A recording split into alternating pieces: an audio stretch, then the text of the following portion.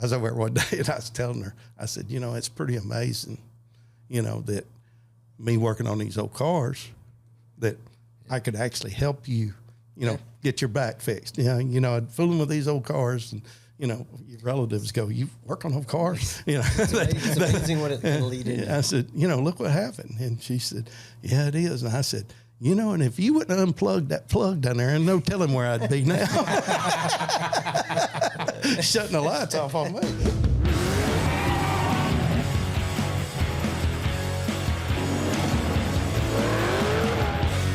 Welcome to Oil and Whiskey, an Ironclad original. I am Josh Henning. I'm Phil Gerber. I'm Jeremy Gerber.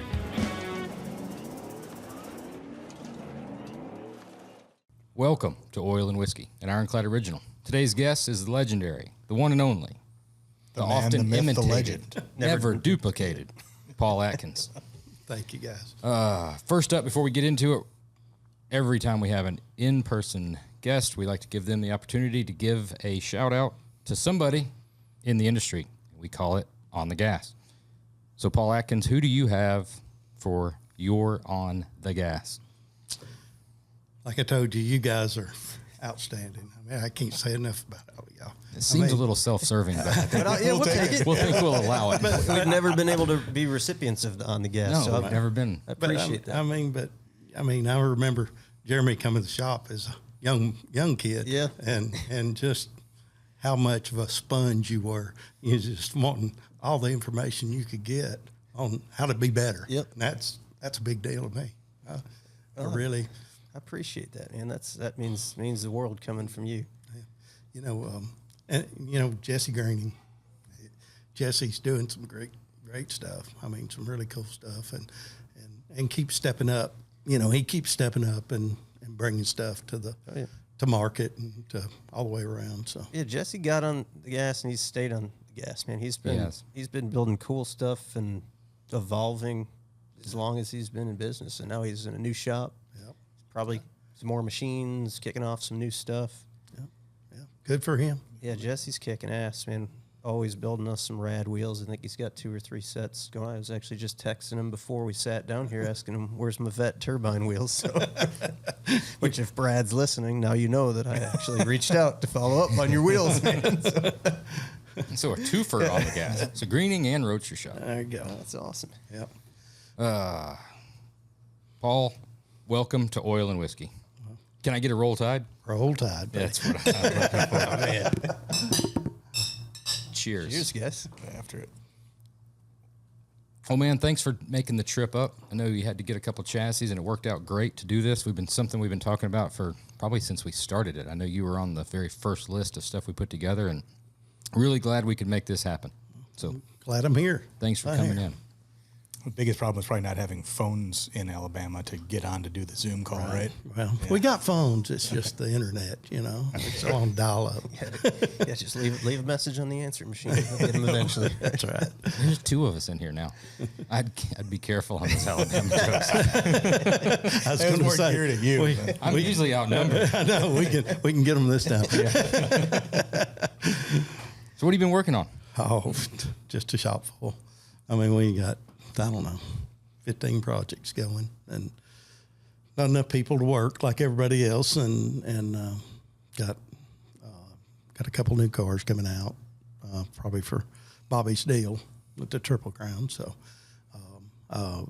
70 Buick GSX, but with you guys ride line and LT4 8-speed, all the good stuff. And it's gonna be a cool car. Moving that show to Nashville saved you about an hour and a half drive, didn't it? Yeah. Something to it. I got a home in Pigeon Forge, though. They screwed that up. Yeah. Added a hotel bill. Yeah. Shorter drive. Now you got to pay it to stay. Yeah. When's that show? It's coming up, right? September. Yeah. Looking forward to that. Yeah. September. Is it 9th? Yeah, 10th? I think so. 9th, 10th. Something like that. Yeah. We might have butchered that, but Triple Crown of riding. What's the percentage of stuff you're doing now between like actual turnkey builds versus just straight interior work? You know, I've cut the interior back a lot. We're not doing what we used to do, and just really trying to take care of ours. And then a few good customers that I've dealt with for years, that's what we're staying with, and trying to just take care of that, because there's just, man, we've just been beat up on, people wanting us to do stuff all the time. Yeah. So, which is good. I hate to do it because it's so cliche, but this is one I really want. We got to know how it started. I mean, you've been doing it for, what, 40 plus years, 40 years? 43. 43 years. And I want to know, I've always wanted to know. I mean, we've talked a good bit of it. I never really asked you how in Alabama 43 years ago, you were like, yep, I'm going to start doing badass interiors. And 20 years ago, when we first got into this industry, you were right there. I mean, Oh, yeah. in short time, man, you were at the fucking top, still at the top. That's pretty damn cool. So you obviously got started doing something right. There was a boy I went to school with.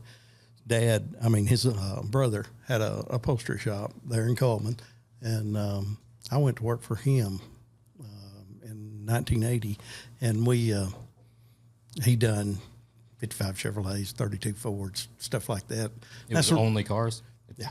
Well, he had part of it was furniture, but he actually he had cool cars, and I'd always fool with cars from the time I was young, and so I'd stop in there in the afternoon and see what they was working on, and he taught me into coming to work for him, and I worked about a year for him, and he wasn't the best business guy in the world, and I learned a lot about what not to do, just watching him.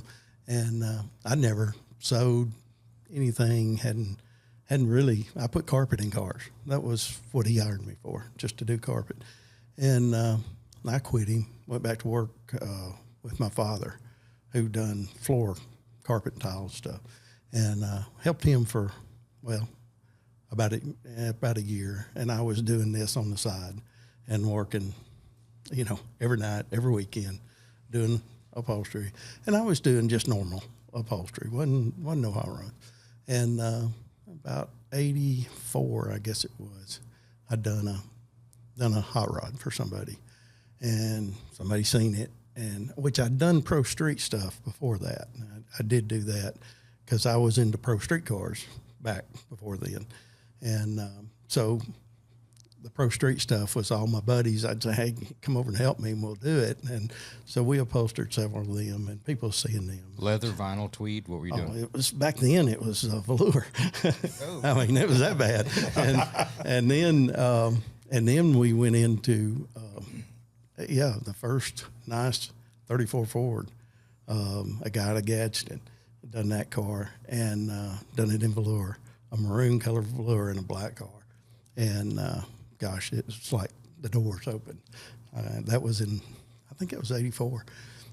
And after that, it was just, it just started rolling.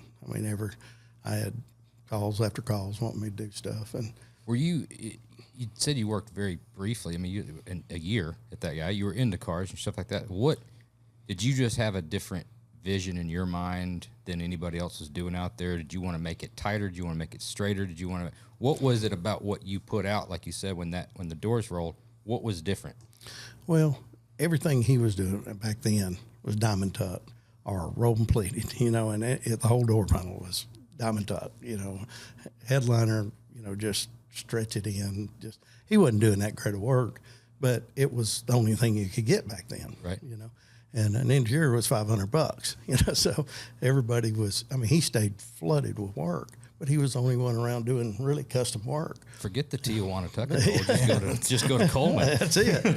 And I tried to talk with him, tried to get him, man, you need to go up on your prices a little bit here and make this thing. And he didn't want to, he really bucked the system, didn't want that information. And I tried to help him with buying materials and stuff, because my dad was in the floor business, and we used the same foam as what we used in the floor business, and I could buy it a lot cheaper. And I was telling him, man, I can get this over here. And, oh, man, I got to deal with this guy.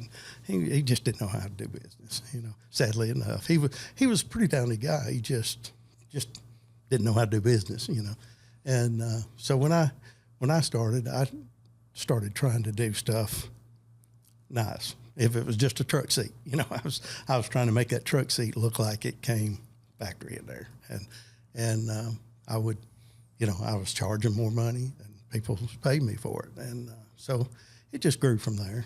And then, like I said, once we done 3 or 4 street rods, and they got out, and it wasn't a year's time. I was doing cars from 3 or 4 states around, and it just grew from that. Was that the goal when you were getting started in the street rod stuff, to change into that lane of business, or Well, it just happens? See, I was pro street. I was all these pro street cars. I had a Vega with a big block in it, a Monza with a big block, and a full glass front end chassis, all the McClure dirt track tires, and I was doing all that, and I loved that stuff. But I realized real quick, the boys that was fooling with that didn't have no money, because it's all like me. But the street ride guys, they had some money, and it just went that way, because that's how all of a sudden you started making money doing what you was doing, and so that's why I kind of floated over into the street rod. And the street rod market was so strong at that time. I mean, it was unbelievable. We were getting, I'd get 5 calls a week to do a street rod, 5 a week. And the quickest back then was 2 weeks. So, we was just turning away so much work. How many guys did you have working for you at that point? 4, probably. Well, late 80s, I had 2. And then I built a new building. And, I stepped in 87. I went up and I built a new building, 4,500 square feet building. And that was huge for a hot rod business in Alabama back in the time, Yeah. It's probably one of the biggest buildings in Alabama. Well, we got chicken house. We got chicken houses now. I'll just get started. and Can we bring up your story on the road in Alabama? We'll get there. We'll get there. So yeah, having that, I guess, is what customers felt good about. It's like coming to your facility. When they walk in the door, they go, "Wow, I'm at the right place." They see the facility that itself says you're doing something right. Yeah, I think it validates you a little bit. Not just that you've got a beautiful facility, but you're willing to take the risk and put yourself out there, and you're that committed. To doing exactly the job right. That's exactly right. So anyway, it grew from there, and it wasn't by, I guess, about 88. I started doing cars. It was getting magazine coverage, and boy, that once that happened, it was. And it's crazy to think about getting started in that era, because today, like, a guy goes and designs something, 3D prints it, sticks some leather on it, snaps a picture, puts a filter on it, boom, it's on Instagram. It's out there to millions and millions of people. Back then, it's got to just be word of mouth, right? You're not taking an ad out in Street Rodder and taking a picture of a door panel. You're just you got to do good work and deliver, right? Yeah, that was it. That's the business model. You're going to shows, especially on the interior shop side. You're waiting. You get that job done, right? You have no idea the level of quality of the car that's coming in until it gets there. Correct. Unless I know the guy. Unless you know the guy, right? And then you do as best as you possibly can, right? And then you're still relying on it. It's not like you're taking it to the show. You're still relying on that guy. Take it to the show, put it in the right spot, be friendly, make sure that it shows. You know what I'm saying? So your work is still relying on that guy, right? Then hopefully it gets a magazine, right? Then you're waiting another 6, 7, 8, 9 months, hoping they remember to call your name out that you did the work. Instead of just custom interior, that they're saying custom interior by who, and the couple of pictures there. That's a long time for it to come to fruition. Yeah. Like you're saying, instead of instantly, I just did this interior, boom, it's done. We're not even finished. I just did the seat. The interior's not even done yet, but here it is. It's up on Instagram. Right. Yeah.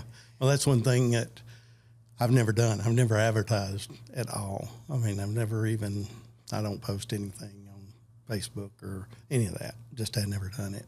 And just try to do what we do and keep up with what we're doing and try to do it the best.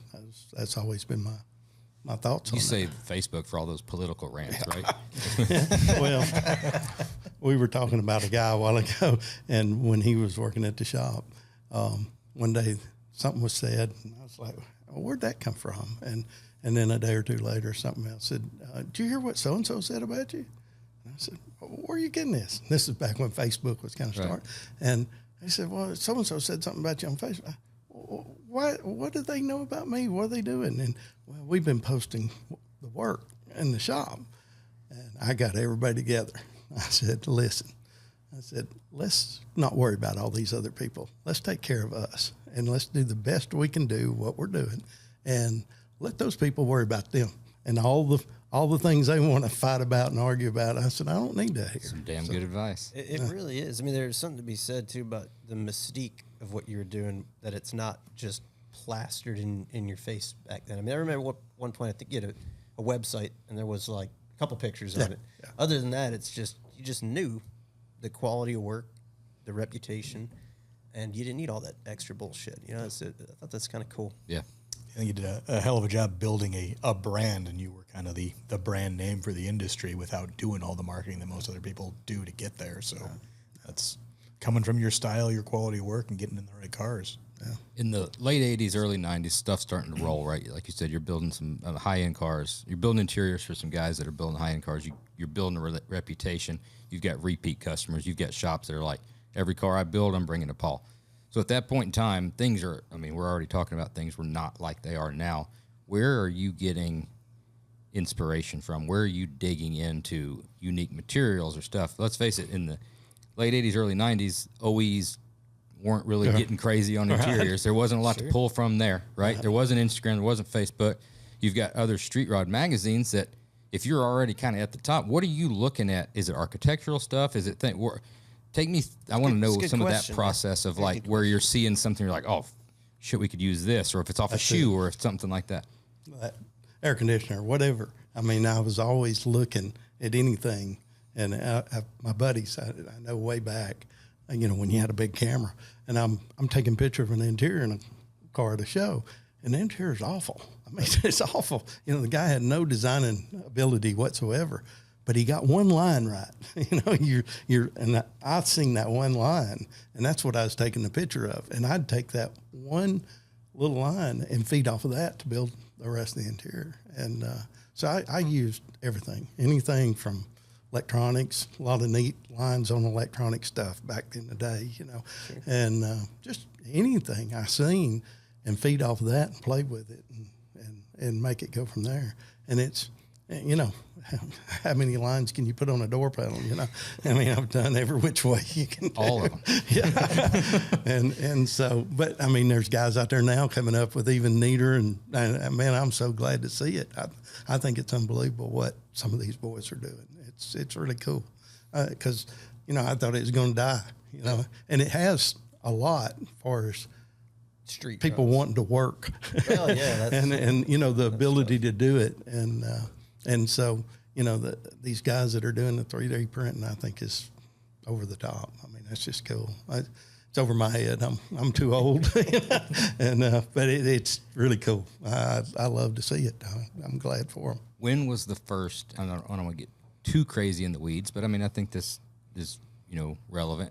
When was the first like 3D door panel? When you started being like, you know, instead in the 80s, it was still fairly flat, and you'd put a little shape in some foam and maybe put a little, you know, little flare here for an insert or something. But the first, like, all right, we've got to start making this like OE stuff. Yeah. And how did, because I mean, I'm a little older, but I also remember that working with interior shops and stuff in the day of like, how do you take it from flat? Yeah, it was like finding out the Earth's round. Yeah, it used to be everything was just dead flat. Yeah, and all you thought about was flat surfaces, flat trim pieces. And you'd stack some stuff, but then being able to, you know, get into actually carving or doing stuff like that. Where did that? What was the first one? Where did it come from? Where did you figure out how to do it? Well, you know, I think I started more with just on armrest, stacking pieces on armrest and making, you know, a top for an armrest that come off, and that started giving dimension to things instead of just a 2x4 wrapped in material. And, you know, so it's shaping, and which I was doing that back in the 80s. I was shaping stuff and didn't have the tools to do it with, and, you know, started buying tools, woodworking stuff, you know, to make stuff back then. And then it turned into more fiberglass Mondo and, you know, everything, anything, whatever it took, you know, metal, whatever to shape and make. And I was constantly trying to get that. I was looking at even, you know, factory door panels back then had, you know, they had some little bit of molded look to it, like the late 80s trucks, you know, they had some type of little mold to it. I was trying to get that. And you know, we was doing so much in tweed, and you could do anything. You could cover a basketball Yeah, without no a seam. That stuff was great. That was the best thing in the world, man. We hated to see that go. Maybe it'll come back. Yeah, I don't know. I got a tractor trailer full of it. No shit. NOS, start the trend. They're all coming back. They'll come back. Yeah, I used to buy roll goods of it because we were doing so much of it, and I bought, I mean, big rolls of it, and when we quit using it, I had a tractor trailer, and I started stacking it in there, you know, because get it out of the shop, and then we started using it a few years later for patterns. And we started cutting it all up for patterns. I don't know if there's any in there or not. I hadn't been out there. So. What was the first car you start? Like you said, stuff starts rolling, and you're people are calling, right? You're getting the business. Was it just a slow fade, or was there ever like an aha moment, whether it was going to a show or a car winning an award, or whether it was like, oh yeah, it's all uphill from here? Like, yeah. Well, we done a 37 Ford, one of those Gibbons, 37 Club Cabriolets, cream colored car with a blue top, blue leather inside in it in 88, I believe it was. And pro streeted, big block in it, pro street car. And some friends of mine built it over in Gadsden. And actually, we got it all done, and that car just blowed everybody up. I mean, those cars, you don't remember that probably, but those cars were extremely hot back then. Everybody wanted to build a Club Cabriolet. That was the car. And it won top 25 Pigeon Fords and got in magazines and done all that. And man, just as soon as that car hit the magazine, it was like phone started ringing like crazy, you know, wanting you to do, you know. So that's kind of that was the one. And then any of y'all remember CBI Street Rods in Athens? Charlie Balcom is who owned it, and he was Charlie owned a huge trucking company up in Athens, and he was a hot rodder, and he was into the hot rods back in the 80s and become dealers for everything. Started a rod shop up there, had a big rod shop, and I become friends with Charlie and done some cars for him. And he built a Willys, a peach-colored 40 Willys, steel car back in the day, and we done the interior in it, and that car got tons of publicity. And they went to every show in the United States because he had a trucking business, so he was running the rig everywhere, and that car got everywhere, and it really, I mean, it took off from that. That was one of the big deals to me because I'd always, you know, studied the magazines and, you know, all the guys in California that were doing the roadsters, and, you know, I just was, you know, that was my deal. I was looking at them, seeing what they were doing, seeing what they was doing, seeing what the California guys doing. And I done that Willys, and I made a real neat door panel for it. I thought it was really cool. And afterwards, it was probably a year or two later, we went out to California and went to Andy's picnic. Andy Bridgeo done that picnic out there. And I was out there, and I was walking around, and I walk around here, and here's a 32.3 window, and I walk around there, and there's the door panel off the Willys on here. And I'm like, it's time to whoop some ass. No, I'm like, the California guys are copying me. Oh shit! You know, I'm on top of the world now. that was just flip the script. Yeah, it was pretty cool. You know, to happen. You know, from a guy from Alabama that you know never even been to California. You know, at the time, and that's awesome. So you know, it was kind of cool. You know, so it was. You know, and then after that car, it just, you know, we started doing cars for everybody. I mean, just every rod shop, everybody.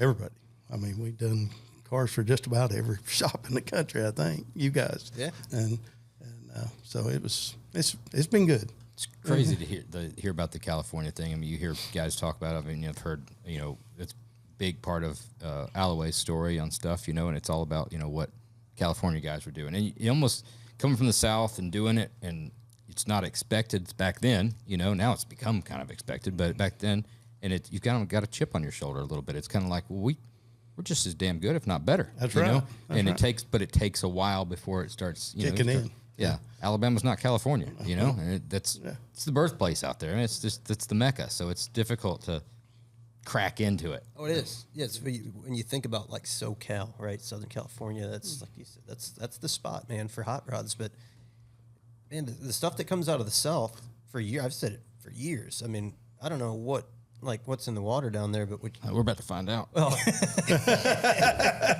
man, Great segue. down Tennessee, Alabama, I mean, everything that comes out of there, you guys just crushed it for years. But nobody associates like Alabama with Hot rods. hot rodding. I know. I know. Well, Start listing the shops. It's crazy.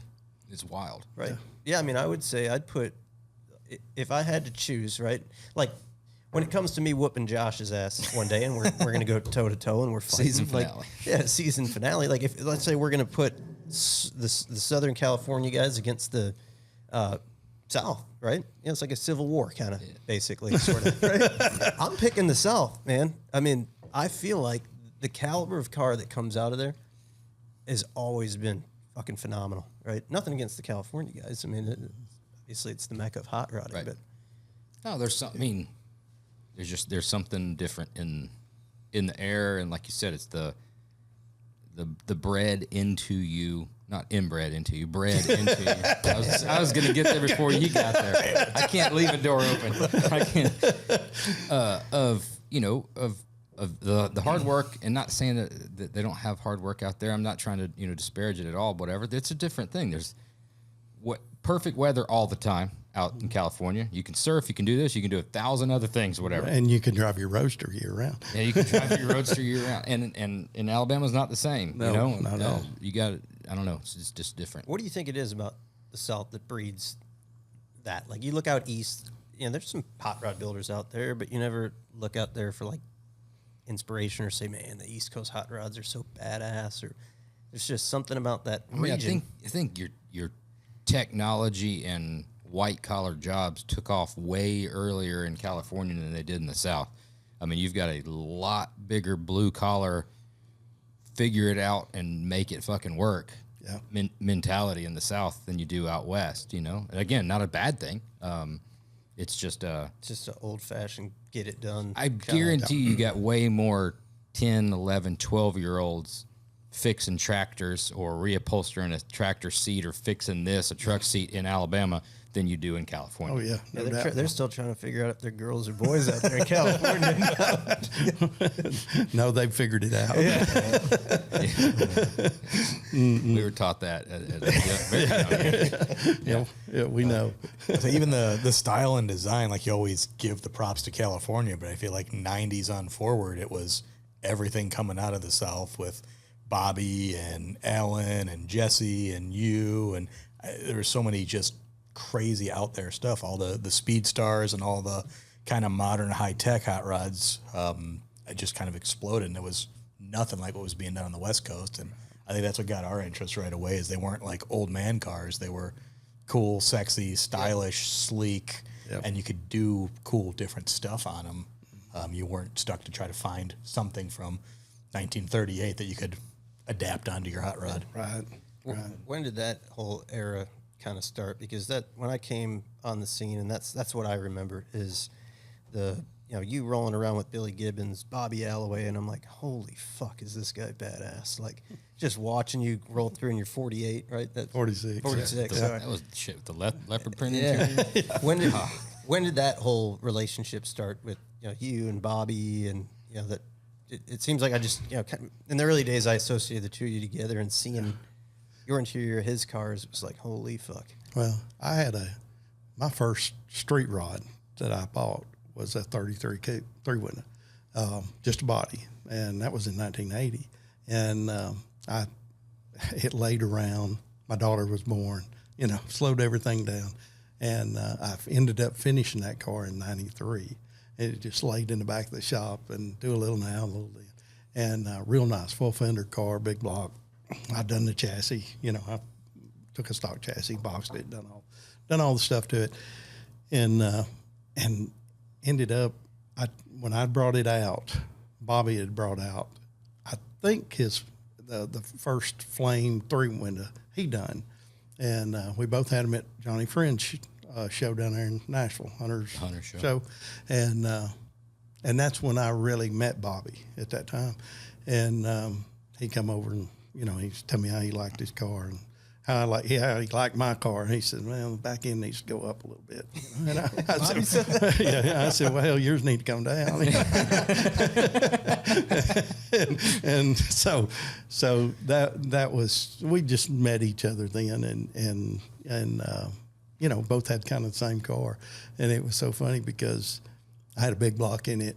And like I said, I come from the pro street stuff. I mean, we had Vegas with big blocks in them, and you'd go from here to the wall and it'd run hot, So, and I mean, I was adding extra radiators. I was doing everything I could to make those cars run cool. And I found out every trick. Dirt track guys, anybody that messed with, cars running hot, I was trying to find out any trick they could come up with. And I chased every one of them. Well, when I built this car, Gary Williams was a sheet metal intake guy out of Jackson, Mississippi, or Pearl, Mississippi, right there by Jackson. And he built Bob Glidden's intakes for his pro stock car. And I'd done a car for Gary. He built a tunnel ram style intake for this thing, 2 Fords. And I put an oil cooler on this thing. I put a smaller pulley on the water pump. I forgot all the things I'd done. Water wetter. I took the water pump apart and took a plate and put on the back of the fins, so it wouldn't water go out there. I'd done every trick I could. This thing run ice cold. I mean, it would. I'm serious. You could ride around all day, and it had Dakota digital gauges. And I had a 160-degree thermostat. It'd hit 160 and then go back down, and then come back up and hit 160 and go back down. Nobody believed it run that cool. We were in Knoxville that year, and I'm riding around with the air on, riding around the fairgrounds. And Bobby comes over to me, and he says, "How you making that car run cool?" He said, "What are you doing?" And I couldn't get good brakes on this car at the time. It didn't have, I think I had some, I don't even know what they were, some GM conversion type brake on it and stuff. And I said, "Has your car got good brakes?" And he said, "Yeah." I said, "You can't have both." You want to be cool or you want to stop? So yeah, I told him everything I was doing to try to cool him down. And so, that was just a joke for a long That's time. funny. Yeah. Well, I mean, not to get too far off, but I will say on Bobby Alloway, I think he's a great guy. Like him, love him. People have got all their things. Something about Bobby has been so cool the 20 plus years that I've known him. He's going to tell you if he likes your car, and he's also going to tell you the 1 or 2 things if there's something that he doesn't like. Well, then some people are going to take that as a negative. Like, well, don't say anything. I don't care what your opinion is on the height or whatever, but know that if he's saying anything good, that's not sugarcoating anything. That's not bullshitting anything. He's like, "Oh man, I love that, but I don't like the color of the motor, or I don't like the way this is sitting, or whatever." That's his opinion. He's being honest with you. He's not telling you to change it. He's just telling you his opinion. But all the good stuff that he said obviously means something. But at the same time, he's gonna ask you a question like, how are you keeping it running cool? Yeah. Or call up or something like that. He's not too good to ask of like, "Hey, I've done everything I know to do and I can't fix this. Have you ever ran into this problem before? If you haven't, no problem. If you have, I'd love some advice." Right. Yeah. And that's the way it should be with everybody. Yeah. I mean, 100%. I think, and that's one thing I was going to tell you guys. What you're doing here, I think, is helping that situation throughout the industry. And I think that's great because it's connecting people to guys that somebody might think, "Well, he's an asshole." But in reality, they get to hear him talk about him, and he's not heck, he's a good guy, but you never talked to him. You just got an opinion of him and read something that somebody said on Facebook. That's it. And most of them are generally just too shy and don't want to talk. Yeah. Yeah. That's like Me, Alan. You and Alan. that's like the industry's best kept secret, though, is that camaraderie. I mean, I'm driving here this morning, and I'm talking to Jim Ring, and he just about some suspension stuff that has nothing to do with Roadster Shop, and he's asking some questions, and any experience that I have, I'm happy to let him know, and I do the same thing. I mean, I call Jeremy Miranda, we got a wiring issue, and he will just let you have it all, Right. Which is great, because when you're troubleshooting something, I mean, you spend tens, hundreds of hours on these things, and to be able to help a guy out, it's the only way this industry works. Majority of the time, it's something stupid that they spent thousands of hours and stumbled across, so it can get you 20, 30 hours ahead on fixing it. We could all fight amongst ourselves and watch the industry die and have to go get real fucking jobs. Or we could work to help each other out. Or we could help each other out and give the customer a better experience by sharing the knowledge across the board. You're right. I've been that way. I mean, I've tried to be friends with all the interior guys, because if I needed something, I could say, hey, where'd you get that material? Or, Who are some of the biggest assholes out there in the interiors? I don't keep up with many of them anymore. I really don't. Me and Sid Shavers are great friends, and I think the world of Sid. And there's a guy out of Jersey, Mike Lippincott, and Mike's been coming and helping me some lately. And, Sid great Shaver's guy. been doing it for a while, hasn't he? Yeah, he's been doing it as long as I have, anyhow, maybe longer. I don't know. Before we go, I got a couple of other things I want to go direction-wise, but I wanted to ask before we get too far away from your original employee situation from the guy that was a bad businessman. It's so funny that, not funny, I guess, but it's so often we hear about the guy that's a pretty talented guy, car guy, hot rod guy, that's not a good businessman. And it makes a lot of sense, because if he was such a great businessman, he probably wouldn't have gotten in the industry in the first place. Yeah. He would be Someone a building good a car businessman for him. and paying somebody to build a car, right? But he did what he loved, regardless if he knows how to run the business. And we've seen that everywhere. Not just in this business, every business. Yeah, and talented guys that can build absolutely amazing stuff, and don't have a pot to piss in or a window to throw it out of. Mm-hmm. And it does seem like some of that is changing. But what have you? Something I've always looked up to you is you have been a good businessman. You have done what you've loved. You've had fun. You've traveled around with your wife. You've built cars for yourself. You've got, not telling too much stuff. You got vacations, places. You've got stuff. You've had a good time. You go to the football games. You got this. You do and you're at the top of the game in your stuff. What did you do different, or some advice that you can give, being like, you didn't go to business school, obviously. No. You started working pretty fucking early, right? Yeah. What's the secret sauce? Yeah, what's the secret sauce to be a car guy and a decent businessman that didn't have businessman training? Well, I worked with my dad from the time I was 12 years old, and like I said, in the flooring business, and my dad was a good businessman. He always done what he said he'd do. He was always the guy that, everybody called on because he was going to be there when he said he was. He was going to do it, and he was going to charge you what he said he was going to charge, And to me, that's all there is to business. You got to do that. That's it. You got to do what you say you're going to do. You got to charge man what you're going to charge him, fair price, and do it. That's all it takes, And there's just too many guys out here dancing around all that don't. That's it. So if you say you're going to meet a deadline, you're going to meet that deadline. The P&L and the profit margins, they'll take care of themselves. That's right.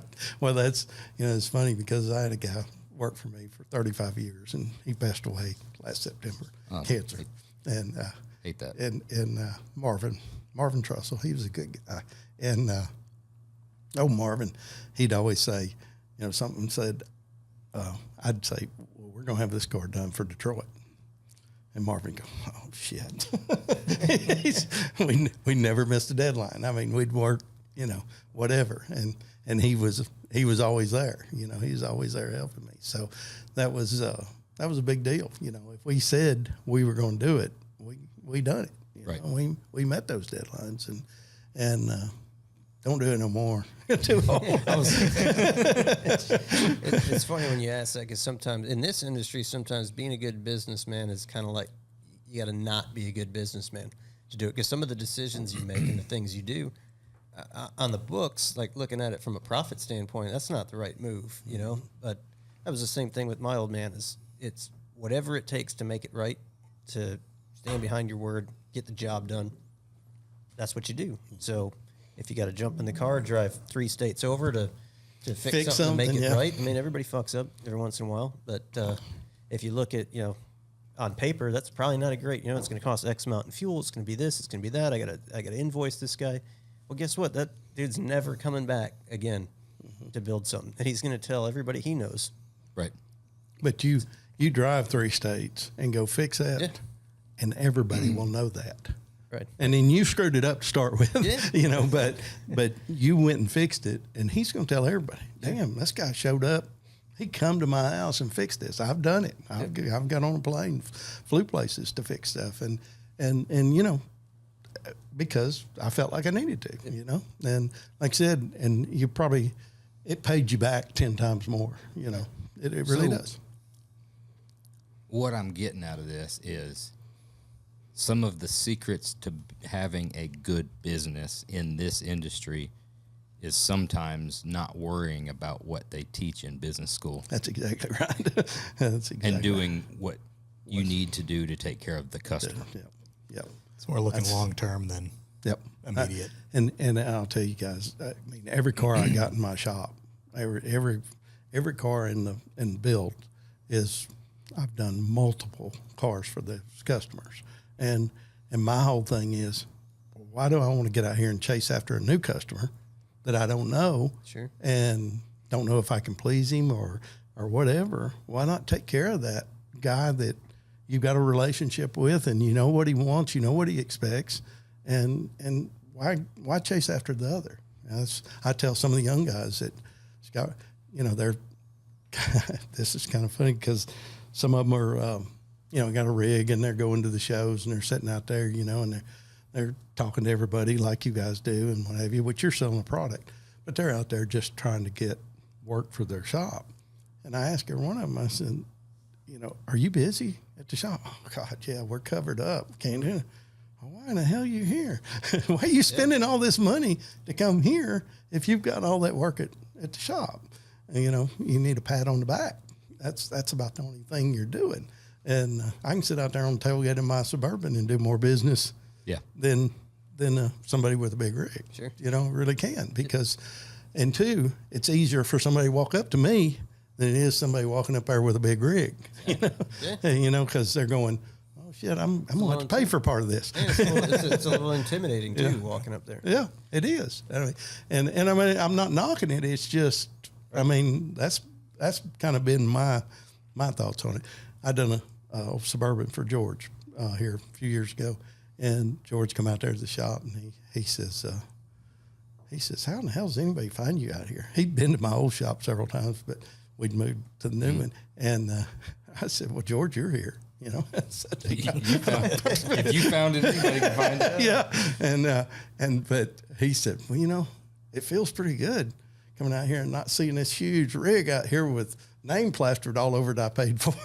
So, that was pretty cool, What, talk about that. Not to throw Bobby out there again, but Bobby's always talked about it. I've heard him say it many times in other shops. I mean, Brizio's done a great job at that, and other guys that have just staples of our industry.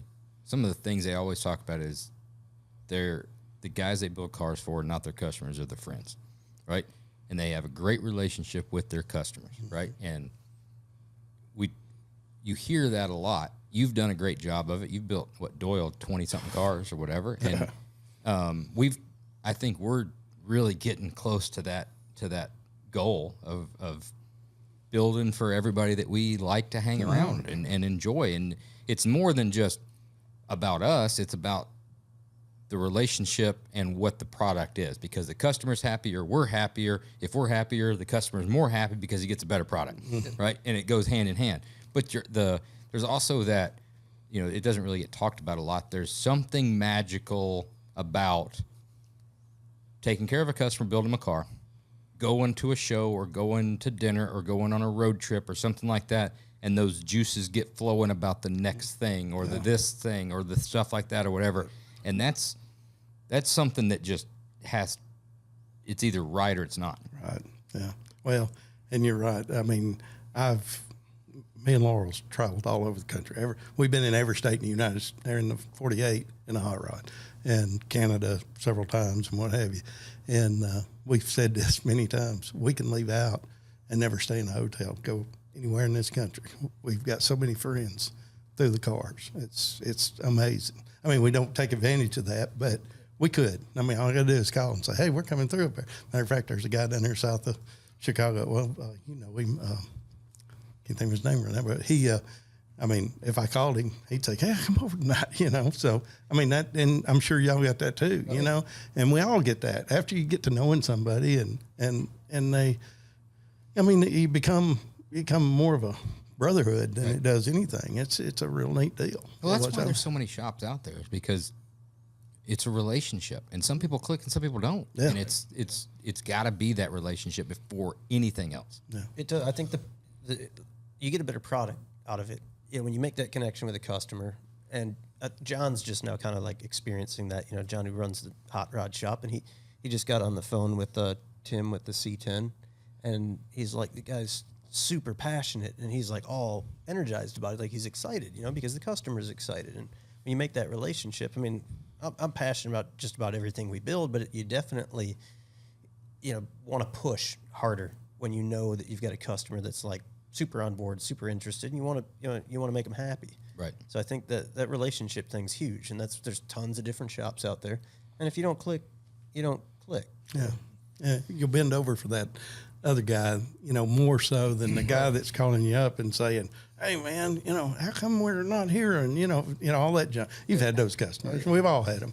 And you got this other guy that's like, oh no, man, that alternator went out. It's going to go out on me. You know, charge me for that alternator. You know, it's not your fault. You didn't build it, you know. Well, that's comes full fucking circle about, like we were talking about, is that's why you're successful at your business, is because you've done those things that we talked about before, about not worrying about what traditional business things say. Do what it takes to take care of the customer. Now you have a successful business, which is proof in the pudding, the fact that you've got a place to stay in all 48 states, and all of those customers and all of these guys and all these places, they're all fucking happy. Because you could have just as easily took all their money and they could not be happy, and you wouldn't be able to stay in Indiana or Kentucky, whatever, you know? Right. Yep. I mean, it's amazing to, me and Laurel talk about it all the time, about the relationships we made and relationships overseas and stuff. We've got customers in Sweden we do work for, and it's just, I mean, it's unbelievable. I mean, they come stay at our house, and we go over there, and you know, cool. It's amazing. I mean, it's amazing how that worked in just a short period of time. You know, on to the driving thing. Good segue. You talked about, you know, you've been in every state in the 48 in a hot rod. Years and years ago, when we were just building cars, and we were kind of like on the Vega or the Monza thing. It's like, oh, it made it 15 feet to the winner's circle. We are doing good, right? We made it to the parade. We didn't puke. We're good. And then I'm seeing, you know, you in magazines, or, you know, hearing stories of you're driving here, you're going to Salt Flats, and then you're going to Vegas, and you're doing this, and you're doing it in the 46, or you're doing it in this, you're doing that. And I'm thinking, like, holy shit, he drove that fucking far, you know? And it's, at that point, the road tour thing. I mean, you were an OG in the road tours. Yeah, that's 20 years before anybody even started talking about road tours. Right. And just doing it. Yeah. Like, well, I wanted, you know, I had an uncle, my dad's brother, lived in California. And when I was just 16 years old, he'd come out and visit every couple of years. And I said, you know, I want to drive to California. I said, what have I got to do to go to California? You know, and I'm 16 years old in and an old Chevelle, you know, and, I'm like, and he says, man, you gotta drive all the way there just like you leave home. He says, you got to drive the whole way just like you leave home. I said, well, I drive wide fucking open. So I guess I'm gonna get there quick. And so I had a good buddy of mine, and me and him kept talking about going to California. Now this is back in early '90s. I said, I want to drive out. I want to drive a hot rod in California. Yeah, we're going to do it. Let's do it this next year. Well, I'd roll around. Man, I can't do it this year. Let's do it next year. Let's do it next year. And that went on. And finally I said, screw it.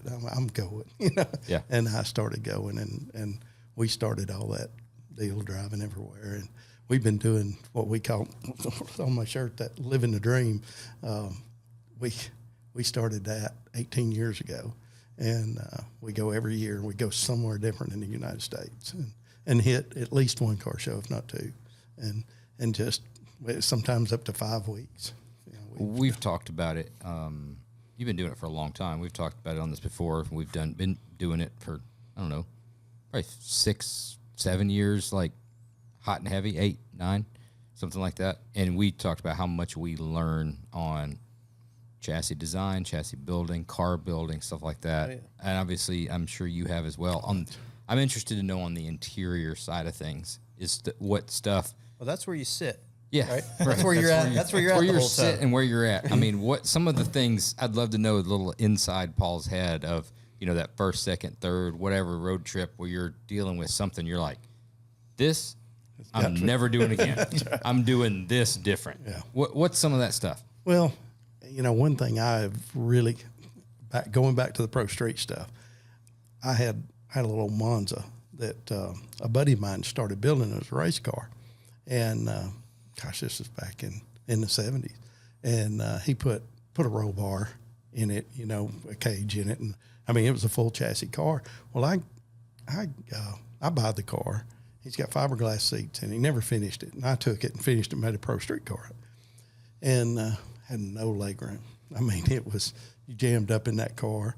And I was building a new house, and I was going to sell it.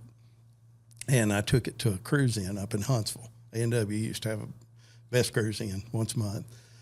I'm up there, and this guy comes up, and he says, that's my car.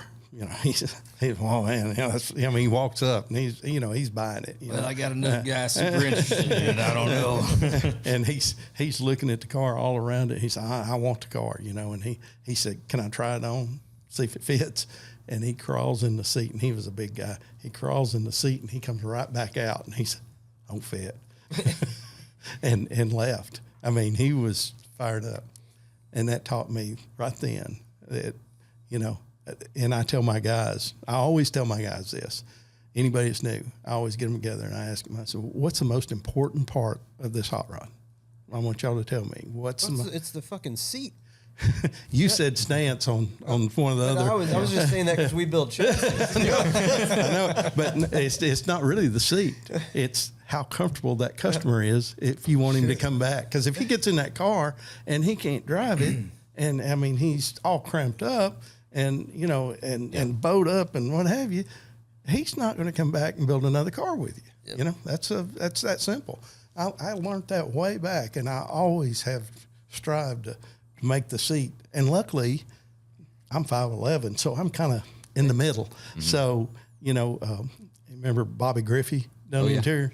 Well, I looked up to Bobby. Bobby was the guy back when I was young, and Bobby was a little short guy. Oh yeah, a little big guy. And Bobby couldn't make a seat for anybody. My sides are bigger. I mean, he just couldn't.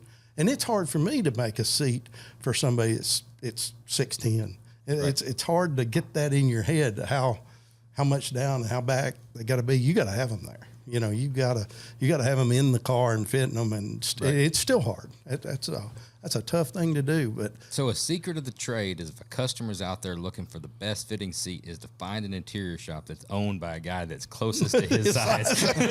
That's it. It helps. It helps. It really does. That's been something I've worked hard to make that happen. I've cut tracks. I mean, I've shortened the tracks down, you know, cut the seat down the bottom and all, lower everything, do everything to try to get it down low enough. And and get it back to where I hated it when I was doing straight rods because you remember bitchin' products. Oh yeah. I hated them damn firewalls. Oh yeah. Everybody's buying a bitchin' firewall. In your 17-inch recessed firewall. You could take the transmission out behind the motor, and I'd open the hood and go, "What the hell? Why did they want this in here?" I mean, there'd be a foot behind the motor, and then there's no room inside the gas pedal. You got your foot jacked up here. You can't drive the thing, and that just killed me, man. I hated that, and boy, I've cut a lot of cars. I've cut firewalls on cars and spotted them in to move gas pedals forward and stuff to get That was people a home. different era. Yeah. Of the roadsters and street rods of the biggest motor and transmission possible, right? As low as possible so that motor and transmission rolls all the way through, right? And like the gas pedal and brake pedal, and you've got a steering column that run through. For me, it was I drive 2-footed, right? So it's easy. I've always grew up driving like a fast muscle car. So out of habit, I always hover the brake pedal with my left foot, right? Yeah. So with the hot rods, for me, it's like, well, fucking left on the other, right? It's no problem that the steering column blows right through the center of my feet. A lot of folks don't drive that way. You can't possibly swing your foot around to step on the brake pedal, but They were dangerous. Yeah. They really were. For somebody that didn't know how to drive one, they were dangerous having that. Oh, yeah. Yeah. We had a lot of issues back then. A lot of There's issues. not enough places to put you. Yeah, it's physical space. You're just not gonna. And then something we always talk about. You always have the biggest guy trying to get into. Well, The amount of 32s we built, and guys would be like 6'4", 300 pounds, and try to sit in them at a show. Yeah. We had one guy break a steering column out of a car trying to sit in it. He went in backwards and just sitting there like this, and just goes boom, and you just hear the column drop snap, spun the steering column over. It's like, I think this one's a little tight. Probably could have told you that beforehand. there's but nothing more uncomfortable than like when it's warm out, you're wearing shorts, and you're going for a ride with that dude that you just built the car for, and he's 6'4", 300 pounds in a 32 Roadster. Yeah. And it's too much flesh on flesh, It's like, dude, this is weird. All right, it's getting uncomfortable over here.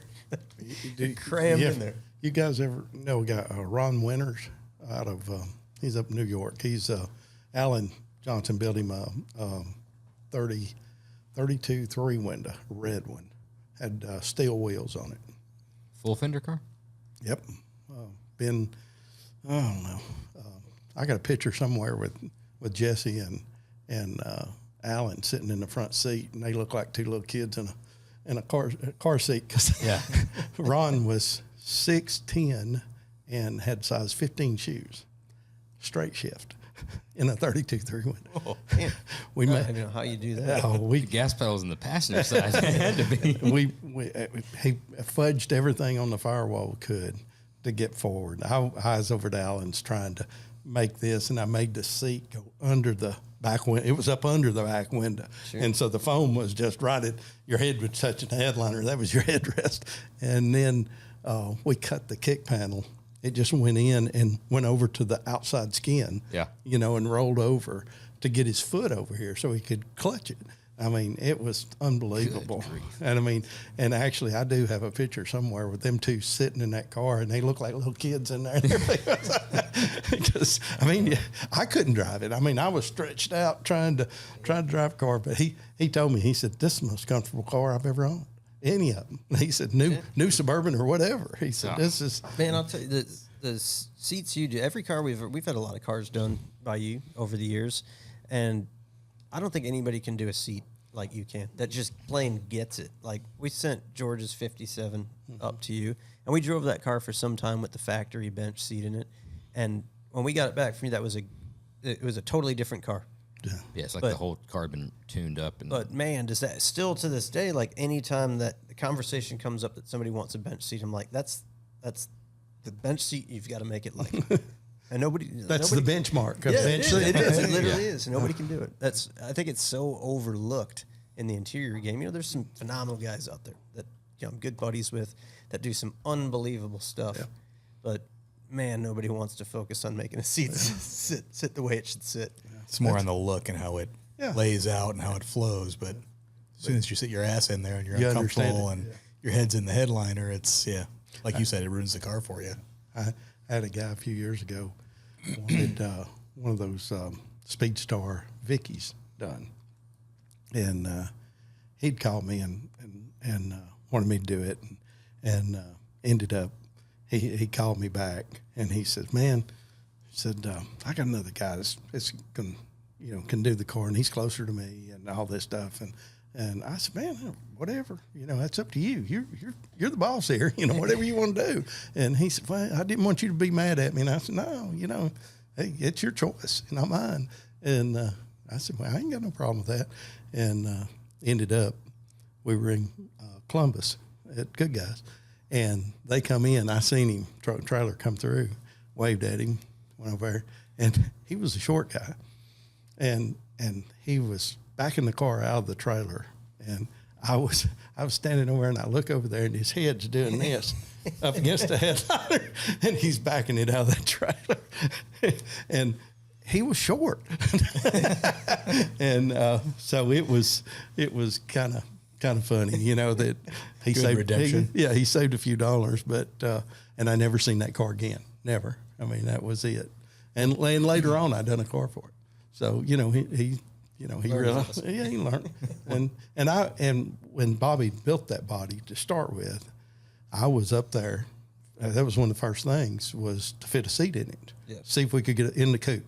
Is try to see if anybody can sit in this car. Sure. They were hell to get a seat in that car and get you down low enough. I mean, I was putting it right on the floor and doing all kinds of stuff. Now, actually, I started making those seats and was selling them to people because people were building them, so they needed seats, So. Yeah, I could remember being at the Good Guys shows and you see Bobby rolling in one of those Speedstars, and from head on, you could almost see his damn thong sandals. the way those cars sat, Yeah. But you had to be just hammered down in it you in did. order to sit right in it. You always tell who did them right and who did them wrong because, like, you got the guys that are down low and the other guys are like the windshield sitting here. Like a bear driving a T-bucket. Yeah.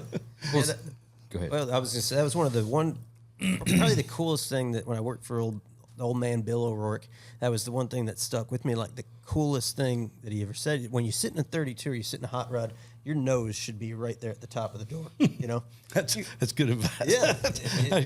I had a really good friend who helped me a lot in business back when I was younger, and he's a machinist.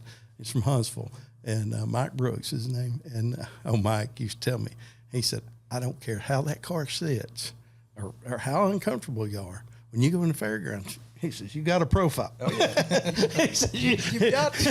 Especially when you're doing like Grand National Roadshow show for Amber or whatever. When you roll in and it's Bobby sitting there and Brendan sitting there and they're looking at you better put that nose where it needs to be. Think about that. I mean, it's like rolling in a 32 Ford and you're sitting like a T-bucket, right? Mm-hmm. And you're just driving in like this. Versus sitting there and you're hammered down in that thing, right? There's something to be said for that. Well, speaking of Speedstar, take us through how that thing happened in 2000. Like, how early before that did you know what you were going to build? Did you know why you were going to build it? You know you're going to build it for everybody. You talking about mine? Absolutely, I'm talking about yours. The game changer. That deal. I was at Bobby's. We were working on the and we was working on the seat for the car when he first cut it all up and done a roof, and we fooled with it up there and all that. And I was, the car was there. I was looking at it, and I said, I want to build one of these cars, and I said I'll build a nice car if I can get the second car, and he ended up agreeing. He said, "I want the first car. I'm going to get the first car out, And I said, "I understand." And he done the black one with flames. And I got that car. This was kind of crazy because I got that car the end of June in 99. End of June in 99? In 99. Laurel didn't see me for... For everybody wondering, that car right there that you're looking at won the Ridler in 2000, right? Yep. Which is March of 2000. Yeah, February. Right? Yeah, February then. February. Yeah, February. Back then it was February. Take another month off. Hey, and we had it done 5 weeks before. It was finished 5 weeks before. They're never finished early. I got, and That's because you own the upholstery shop. You had nobody to blame it on. it was upholstered for his painting. No, but Fred Warren. Fred Warren. I done his the car Boy built for him that won the 50th at Grand National. Okay. What was that thing? Shockwave, they called it. And we done the interior in that car. And Fred told me then, that was in 99. And Fred told me, but we upholstered it in 98. And Fred told me, he said, a Ridler car or a Amber car, he said, they need to be done 6 months before the show. And he said, then you need to walk in there and look at it every day, and see what you can find wrong with it and fix what you can find wrong. Because, and I'm going to tell you this from my experience, it's not what you build, it's what you finish at Detroit. So many people have brought unbelievable cars up there that didn't get finished with little things. And that's what they gig you on. It's not the, super trick piece that you added. They don't give you nothing for that. They take away for that paint not rubbed out down here. And that's been my experience with dealing with it. And, but yeah, we worked night and day. I worked till midnight every night and back over at 6 o'clock in the morning and done that, for how many months that was, 7-8 months. And, we were getting it done and we had it, that's Jesse's shop was right by mine.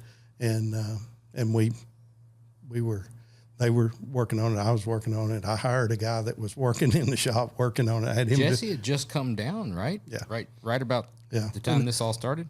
And that was the whole thing. I was trying to help Jesse. I said, you got to get you a good car out here to kick things off, because I wanted to see him. Jesse started work for me when he was 16. He started working in the shop. Yeah, when he was a guest on here, he talked big about how pivotal you were in the role and the start, and he talked a little bit about this car. So that's why I was interested on your take on the thing. And so, we all worked. All of us. They worked on it. I worked on it. And like I said, I had a kid hired that, he done all the grunt work. We had him grinding and doing whatever. And he got, it's getting close to being done. I said, hey, let's take it up there and try it. What the heck? And I'd been up there with Alan in 97 and went up there with Bobby in 98, I think, on a 57 Chevrolet, and somebody else. I went 3 years with somebody else, we upholstered and didn't win. And that still killed Bobby because I got this thing done. We got up there. Well, we finished it up, got it up there, and Fred Warren loaned us a display. We didn't have a display, and Fred said, man, come by and get my display.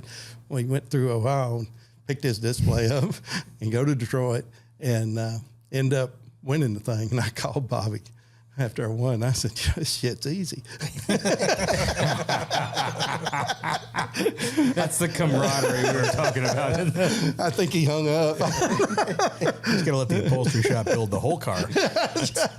You got the body. I told somebody, that's, y'all guys been holding me back. And I got to say, hey, we went on a good year and we were lucky. There's no doubt. It was a good car, but it wasn't, Chip wasn't there with a $2 million car and, that kind of stuff. You got the body in June of 99. When did you decide that it was going to Detroit?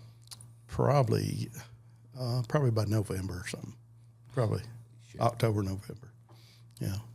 Go ahead and talk about the motorcycle tires. Cause I keep staring at them and I'm like, whose fucking idea was it? Because it looks badass. I don't understand why it hadn't been done before and it hasn't been done since. Like, holy shit, that changes the car. It's the classic bigs and littles, but it's I grew up diameter wheels. I grew up with that, with the 32 high boys with the little bitty 14s or 15s on the front, and a wide 15-inch wheel on the back. And I loved the little tire, and at this point, 20s. Matter of fact, I got those rear tires from Chip Foose because you couldn't get them. The 20s come out and nobody had them. Was it Goodyear or BFG? BFGs. And ended up, Chip had a set out there that he got give to him or something. And I was out there and I said, man, I'm building this car. I'd love to have them. because we had just upholstered the car for Fred that won, and he'd done it. You know, that was when Boyd went bankrupt, and Chip was just floating at that time. He hadn't opened a shop up yet. You know, he was kind of freelancing. He was out here. He come to Alan's shop and done some stuff. And so anyways, I got them rear tires from him, and I said, you know, I kept looking. And the only thing I could think of would be motorcycle tires to get a 17-inch wheel. And I kept looking at them, and I said, man, you know, I don't know how I'm going to do this, you know. And, well, I started checking it. I said, well, this would be easy, you know, just narrow rim up. Well, motorcycle rims are in millimeters, and car rims are inches. And this is before you got Google that can translate. It's tough. So A lot of butyl tape packed in there. so I was like, I found that out, and I thought, oh man, this is not going to work. So I keep on, and I ended up Hoppy Hopkins. He was over the American Racing. He done all the part numbers and everything for American Racing back in the day. The Hopster wheel was named after Hoppy, who was a great friend of mine. And I was talking to Hoppy, and he said, there's a guy out here that's got motorcycles, castings. I know him, and let me see what I can do. And he got me the hoops, just some hoops, because nobody told me the hoops. Sure. Because then everybody was afraid you was going to take that hoop and make a motorcycle wheel. And because the people that had the hoops were making motorcycle wheels, so they didn't want to share the stuff. Anyways, got those hoops. I said, well, we're home free now. Well, we take a set of centers and put in there, and they fall straight through. They're too small, the torque thrust centers. So those are cast centers at that point. yeah. So Before CNC machines. yeah. So ended up, Hoppy went through a ton of castings and found some that were just a couple thousandths bigger. And he went through, and he said, now they vary because they have to put them in a lathe and clean them up. And he found a couple of them that were a little over, and we turned them down, put them in. And then Jeff Smith up in Bowling Green, we sent them to him, and he polished them and done. I mean, they were just like, I mean, it don't show up there, but they were just, you know, just look like chrome. They were so nice. And then we got the center cap. That was the first set of those center caps, those The hollow points. hollow points. Well, at the American actually debuted those center caps at in '99 at the Roadster show, and it was that cap with this American Racing wing, you know, that they do on top of it, bolted to it. And it was awful. I mean, it was awful. And Steve Zieber was the marketing guy, and I'm looking at him out there, and I'm holding him up. I said, Steve, can we take this shit off and throw it? Oh, God, it's got this, you know. And I said, no. I said, that's got to go. I said, you know, what if we can do this? And he ended up making just flat centers to go on some. He brought them to Detroit. We put them on up there. I mean, that's when they got them done, and we put them on there. And then they sold a bunch of them after that. Yeah, Never did. I think they sold a couple for desk ornaments. The other ones. When you saw the body at Bobby's when you were working on it, and you said, I'm going to build a nice car, did you know what color then? Yellow was one color. Boyd had done a Woody, 46 Woody, with the yellow, and I always loved that color. And I'd talk to him, and he had used a Ferrari Fly Yellow, and he took the black out of it. It takes the green out of the yellow, and then we actually used some kind of NASCAR yellow, kind of a goldy color, and put a base down of it, and then put that yellow on there because it's so transparent. And it in dusty dark, that car would kind of get gold. It was really cool what it would do. And I wanted something bright, something that popped. You know, that was. I know it was Street Rod Builder, right? Street Rodder? Street Rodder. Street Rodder is the one that I remember and seeing those wheels and tire in the stance. Like that shit right there back in the day. It didn't get no fucking cooler. Yeah, it was the next level. And that thing. And I wanted somebody to build some tires. Nobody would build tires. And I took that car that year. I took it over to Charlotte, to the good guys, and you know he's running around the track. And I said, well, you know, I'll take it around the track. Started around the track, and I mean, it's feeling real good. I'm on the back straightaway, and I speed up. I'm running 120 something. I go into that curve. It just goes towards the wall. I'm like, oh, God. I backed out of it and just easing into the brake. They didn't lean over. No, they didn't hold nothing. There was only about this much touching like a quarter-inch contact. It just kept going to the wall, and I was thinking, oh, God, here we go. And I just did get off the wall. I mean, I almost hit the wall. I didn't go fast again. Did you get a top 25 with that car after calling Bobby and telling him? It won Street Rod of the Year. It did win Street Rod of the Year. That was the car that pretty much launched Jesse's career, right? Yeah, I mean, that would put him on the map. Yeah. That's what I told him. I said, let's build this car. And I said, I'll keep it 1 year. And y'all will have it everywhere. And you know, to help your business wise. And Sure. That's what we've done. And I had it everywhere. I had it at the Roadster show, the LA Roast show, and then I had it at Pleasant that year, and then everywhere out here, and then I sold it at Barrett Jackson. The shit that was coming out of your shop, Jesse's shop, I mean, Alan's shop, everything in that era. I mean, we talked about it before about Alabama, but there was like no rules. It was, fuck it, let's do this. It's like an Outback Steakhouse, man. No rules.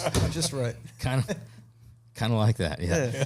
But it was, I mean, from finishes, I mean, from Jesse trying brushed finishes on stuff. I mean, you doing the motorcycle wheels, to Alan doing carbon fiber on this and doing stuff like that. It was, again, that little bit of that chip on the shoulder of like, if I'm going to do something, I know my work's going to stand for itself, but I also got to, I need to have that hook. Mm-hmm. I need to have the it factor. I need to have something that nobody's done before. I need to research. I need to do this. I've got a buddy over in Hanceville that does, NASA stuff, and I've got to figure out this, or I've got to, and it was the constant, like push, try, figure out, oh, I've got something that I can put in the automotive thing. I'm going to put in my interior that nobody's ever seen before. It's going to be this Kevlar. It's going to be this. It's going to be that.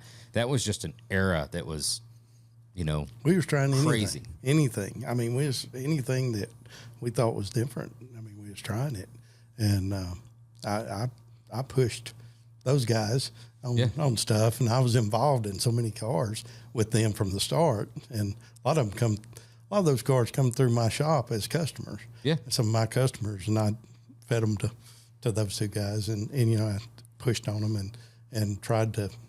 Trying to make them, and it helped me. It was helping me and it helping them. Because when I first started with Alan, he was 19 and brought what was that thing? About an '88 Chevrolet truck with a step side with pink scallops on it. Yeah, sure. And we put a pink inside in it. Yeah, and he walked in my shop and he forgot about that truck. He was, because it was full of street rods, and he was like a hound dog. He was at every car, looking at everything, and he ended up about a year later. He called me and he said, "If you was going to build a street rod, what would you build?" And I told him, time 37 Ford, and he built that yellow 37. I said, "That's what's hot," and so that's where he kind of took off with that, and we cut on it, changed the top about 3 times working on it, because built that top and had everything was off a little bit. And I bet tweak it. It just dawned on me, you going from all those manufacturers of glass body stuff, I mean, from OZ and Downs and, Gibbons and everybody throughout the day. And then, fast forward to the last probably 10 years, whatever, doing muscle cars or, Impalas or Suburbans and stuff like that, of working on steel cars. Like, what do? You don't have to make left and right templates anymore. Yeah, like, you're right. The doors kind of match. Same. Hey, oh shit! Yeah, that's some of the Downs cars, old Downs cars. My God, you could throw a dog through the crack. I mean, we had. I hate to even say that. We used to make the kick panels hang over the door jamb, like half inch, sure, so that you wouldn't, when you close the door, you didn't have this inch big gap there. It was terrible. And I mean, it was so much work. She had to cheat the headliner down. We'd hanging it past the jam. And I mean, so many times when you're making a template, I mean, the rudimentary stuff I've done or whatever, you're doing a side or whatever. Assume the other side's the same. You flip it over and cut it cut it at double, and you flip it. No, you got a mirror image or whatever. You're not doing like the the little header panel above the windshield or any that. You're not doing a mirror image of that. It's I've seen. We did a down body, and we picked it up like on the way to a show. It was the best story. 32 Vicky. So the show was in Michigan. Yeah, so it was Kalamazoo. Yeah, so we snagged this body and we throw it on the chat. We had the chassis there, and we're like, this is gonna be big time, right? We're displaying, we're gonna show this roller. Well, all weekend I'm sitting there looking at that thing, and like we're all talking to each other, and like, man, something just does not look right with that fucking car. Yeah, I'll tell you, the quarter window must have been at a 8-degree angle to the door glass opening. The car was just like the whole. on just one side or both sides. It was both. It was symmetrical. And I mean, I didn't take any measurements, so I'm sure there was some differences. Right. But that sucker was broken in half. But the belt line was straight. It was just the fucking window. Hey, We had another one too. That going back to your bitch and firewall story. Remember, we picked one up, brought it straight back to the shop, set it on the chassis for the customer to come pick it up, put the motor and trans in, and there was a 1.5 feet between the motor and the firewall. So we called them and like, well, you guys must have put the big block firewall in it. We ordered it with a small block firewall. Well, send us pictures. We sent them pictures. That's not our firewall. You guys put a new firewall in it. We picked it up yesterday. And they're arguing, no, that's not our firewall. You put a firewall in it. Like, we wouldn't put a firewall in it, then call you bitching that it's wrong. That was an interesting company to do business with. Bitching about the bitching. I've had door panels as much as 2 inches different from side to side. Yeah. I mean, absolutely 2 inches. And that was actually on a steel car, hand-built steel car, a high-dollar car. And I understand, that's a one-off, whatever, but the glass cars were all over the place. And same thing, Rat's bodies, Rat was a good guy. They built him. He was a great guy. But Man, what a character. Yeah, he was, and I loved him to death. But and I worked with him a bunch on to improve this and that. I said, Rat, if you'll do this and build them jams in a little more, I said it's just gonna make all of us look better. If you'll do this, I can make the interior look better, and you can more bodies. Right. See that? I'll never forget how many 32s and 33s I've had to stand up on the cowl, right? It seems like everybody stood up on the cowl because there was always some conflict with the shape of the bottom of it, right? Of the inner rocker. Yeah, so you'd be sitting in there with a 7-inch grinder just carving inches. It's thick right there. Inches. You got plenty of room to work with. It's thick until you come through the other side. That's when you know it's thin. And that's usually what it took to get it like down, sitting on the damn frame. I know. I'm glad those days are.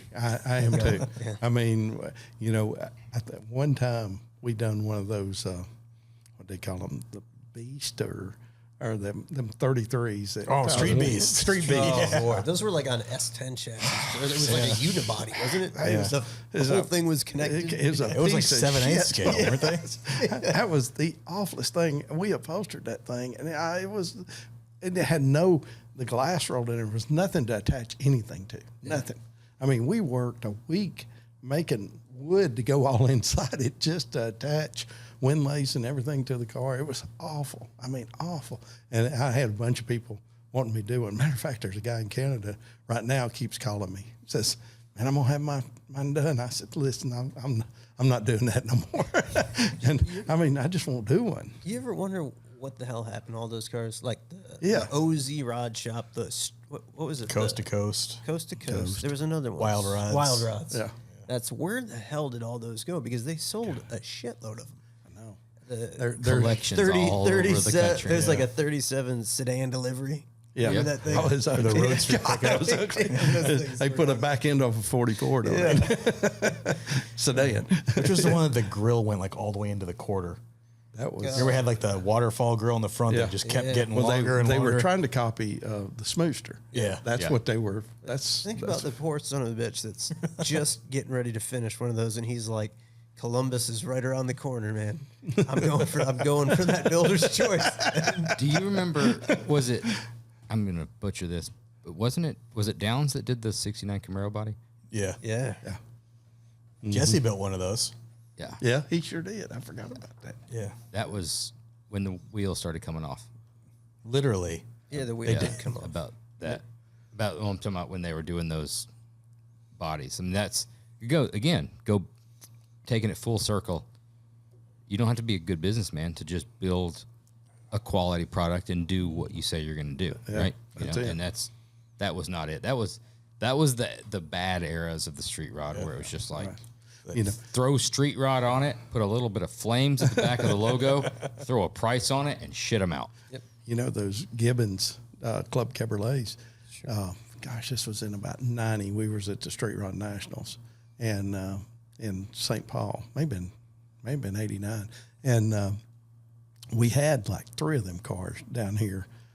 Buddies were working on, and when you opened the door would only open about, I think it was like 18 inches, and the door would hit the fender because they put hidden hinges on it, and the fenders come down through there, and they wasn't putting a notch in the fender, wasn't doing nothing. You had to cut them and make them work. And we were at Gibbons trailer over there. Do you remember Gibbons fiberglass? Oh yeah. Yeah. And we was over there, and I was talking to the guy, and I said, "Hey, we got 3 of these cars down there at the shop." I said, "What are you doing about the door hitting the fender? You can't get in them." And he goes, "Man," said, "we're selling every one we can get done." Okay. And a few years later, So people are buying them. Yeah, I got that part. and they were out of business in 5-6 years, Yeah. and or however long it was. But that was such But it was that way for so many stuff of that era. And honestly, I mean, if it wasn't for Rod and Custom and Hot Rod Magazine, some other companies going down the muscle car route, just getting started, and then some of your bigger Impalas and stuff like that of that kind of direction start. If it hadn't started splintering at about the same time that the street rod market quality in the manufacturer side had gone so far downhill, I mean, this could be not a thing anymore. Right. But there was enough of the other directions for people to be like, oh fuck, this body sucks. Where I'll just go like I've always wanted 69 Camaro or 67 Chevelle or Outlaw was building the Chevrolets and building some Fords and stuff, and they were good bodies. Now they were really good, and they were really good at if you had a problem. And they would listen. I know one real bad problem on what was it, on 32s, I guess it was, where the door comes across the top of the door jamb, where the seal plate goes. Well, they were making doors too long. They was leaving an 1/8 inch clearance. Well, there's no room to put any, and I'd get a car and be finished painted, and you can't put a seal plate on it. The door wouldn't close. And then the guy's mad at me because his door's rubbing his, and I went and talked to them about it, and they looked at it and made a change on it, because they seen they had a problem. And, all of us is going to screw stuff up. But, Right. If you do something about it and fix it, to me, they were one of the best glass body out there. And Harwood made a real good body out of Texas. He made a really, really, Gary Harwood. And Westcott was decent. yeah, now theirs was decent too. And I mean, there was some decent stuff. But, when the VIN number deal all hit, that's when glass cars went down just instantly. And Brookville started making steel cars, and it was just kind of the right time for that all to happen. Changing of the guard. Yeah, all the, they got onto all that deal with the glass cars and VIN tags and wrong numbers and stuff, and it just killed the street rod market. I mean, it did. And Street Rodder Magazine went to doing nothing but traditional cars, and that killed the street rod market at my shop. I mean, Really? Yeah, because people wanted their cars in magazines, and they started, just doing traditional cars, and they didn't put a modern hot rod in there. whose call was that? I don't know. Don't know. Don't want to say. One of those. So it's sad, that somebody took that away because it was a strong market. Oh, yeah. Really strong. Yeah, it seemed like that just disappeared overnight. It did. My shop went from probably 95% street rods, 5% 55 Chevrolets, Camaros and stuff, in probably less than 2 years, it went opposite. Yeah. It went to 5% straight rod and other. That was the same thing with us, right in that 08, 09 period. Yeah, We the had our economy shop. crashed, and Our shop was just nothing but 32 rollers, and on one side, and 32 turnkey builds on the other, and all the chassis were Model A up to 48. 34. Yeah, and all of a sudden, right when it came back around, like 2000, late 2009, early 2010, it was gone. I mean, I know. still to the last 5 years, we've probably built one 32 Ford. Haven't touched a Model A. Haven't got a call on a 33, 34. yeah, we've actually Handful got of 35, 40 still, the but 32 Ford Jigs and the Model A Jigs are sitting out in the backyard now, just rusting away because they're Just no call for Yeah. it. Yeah. Same thing with me. I made seats for the 32s, 34s, and I still got some of them sitting back there that, covered it, just nobody calls on them no more. You used to sell a lot of them, Well, transition a little bit. This is a story I want to know. How did the SoCal Streamliner come to be in your possession? Yeah, that one's shocked the hell. I showed up at your shop. There's to, no interior to drop in it. something off, Yeah, there is. Sid Shaver's done that interior. and I come walking He did. in, and I mean, like you said, your shop. I mean, it's for guys like me. It's kind of out in the middle of nowhere, right? Yeah. And you walk into this showroom, and boom, this scratch-built aluminum SoCal Streamliner's just sitting there in the showroom. I'm like, Dan Will Holy built the shit. body, right? Right. Dan done the whole car, and I'd seen it at SEMA and just loved the whole car, and knew some of the history on it. And I had a real nice 32 3-window body, and Dan called me on that body he said, "Why don't you trade me? Let's do some trading on the body." And for that, and I mean, I had a perfect 3-window, and we were talking about a trade, and then ended up, I went on a couple of weeks. He called me, and he had found out his cancer had come back, and he said, "Man, why don't you just buy this car?" And it may have been a sales pitch, I don't know, but he and so we went back and forth, and I ended up buying the car. I just think it's a cool piece, and it's awesome. and it's part of history, man. It's the first car they ever run 200 mile an hour at Bonneville. Yeah. And it's just a neat piece. I got a real neat story on that car. After I got it, it's sitting in there, and we had a appliance repairman that come out to the house to do a fixed dryer or something. I don't know.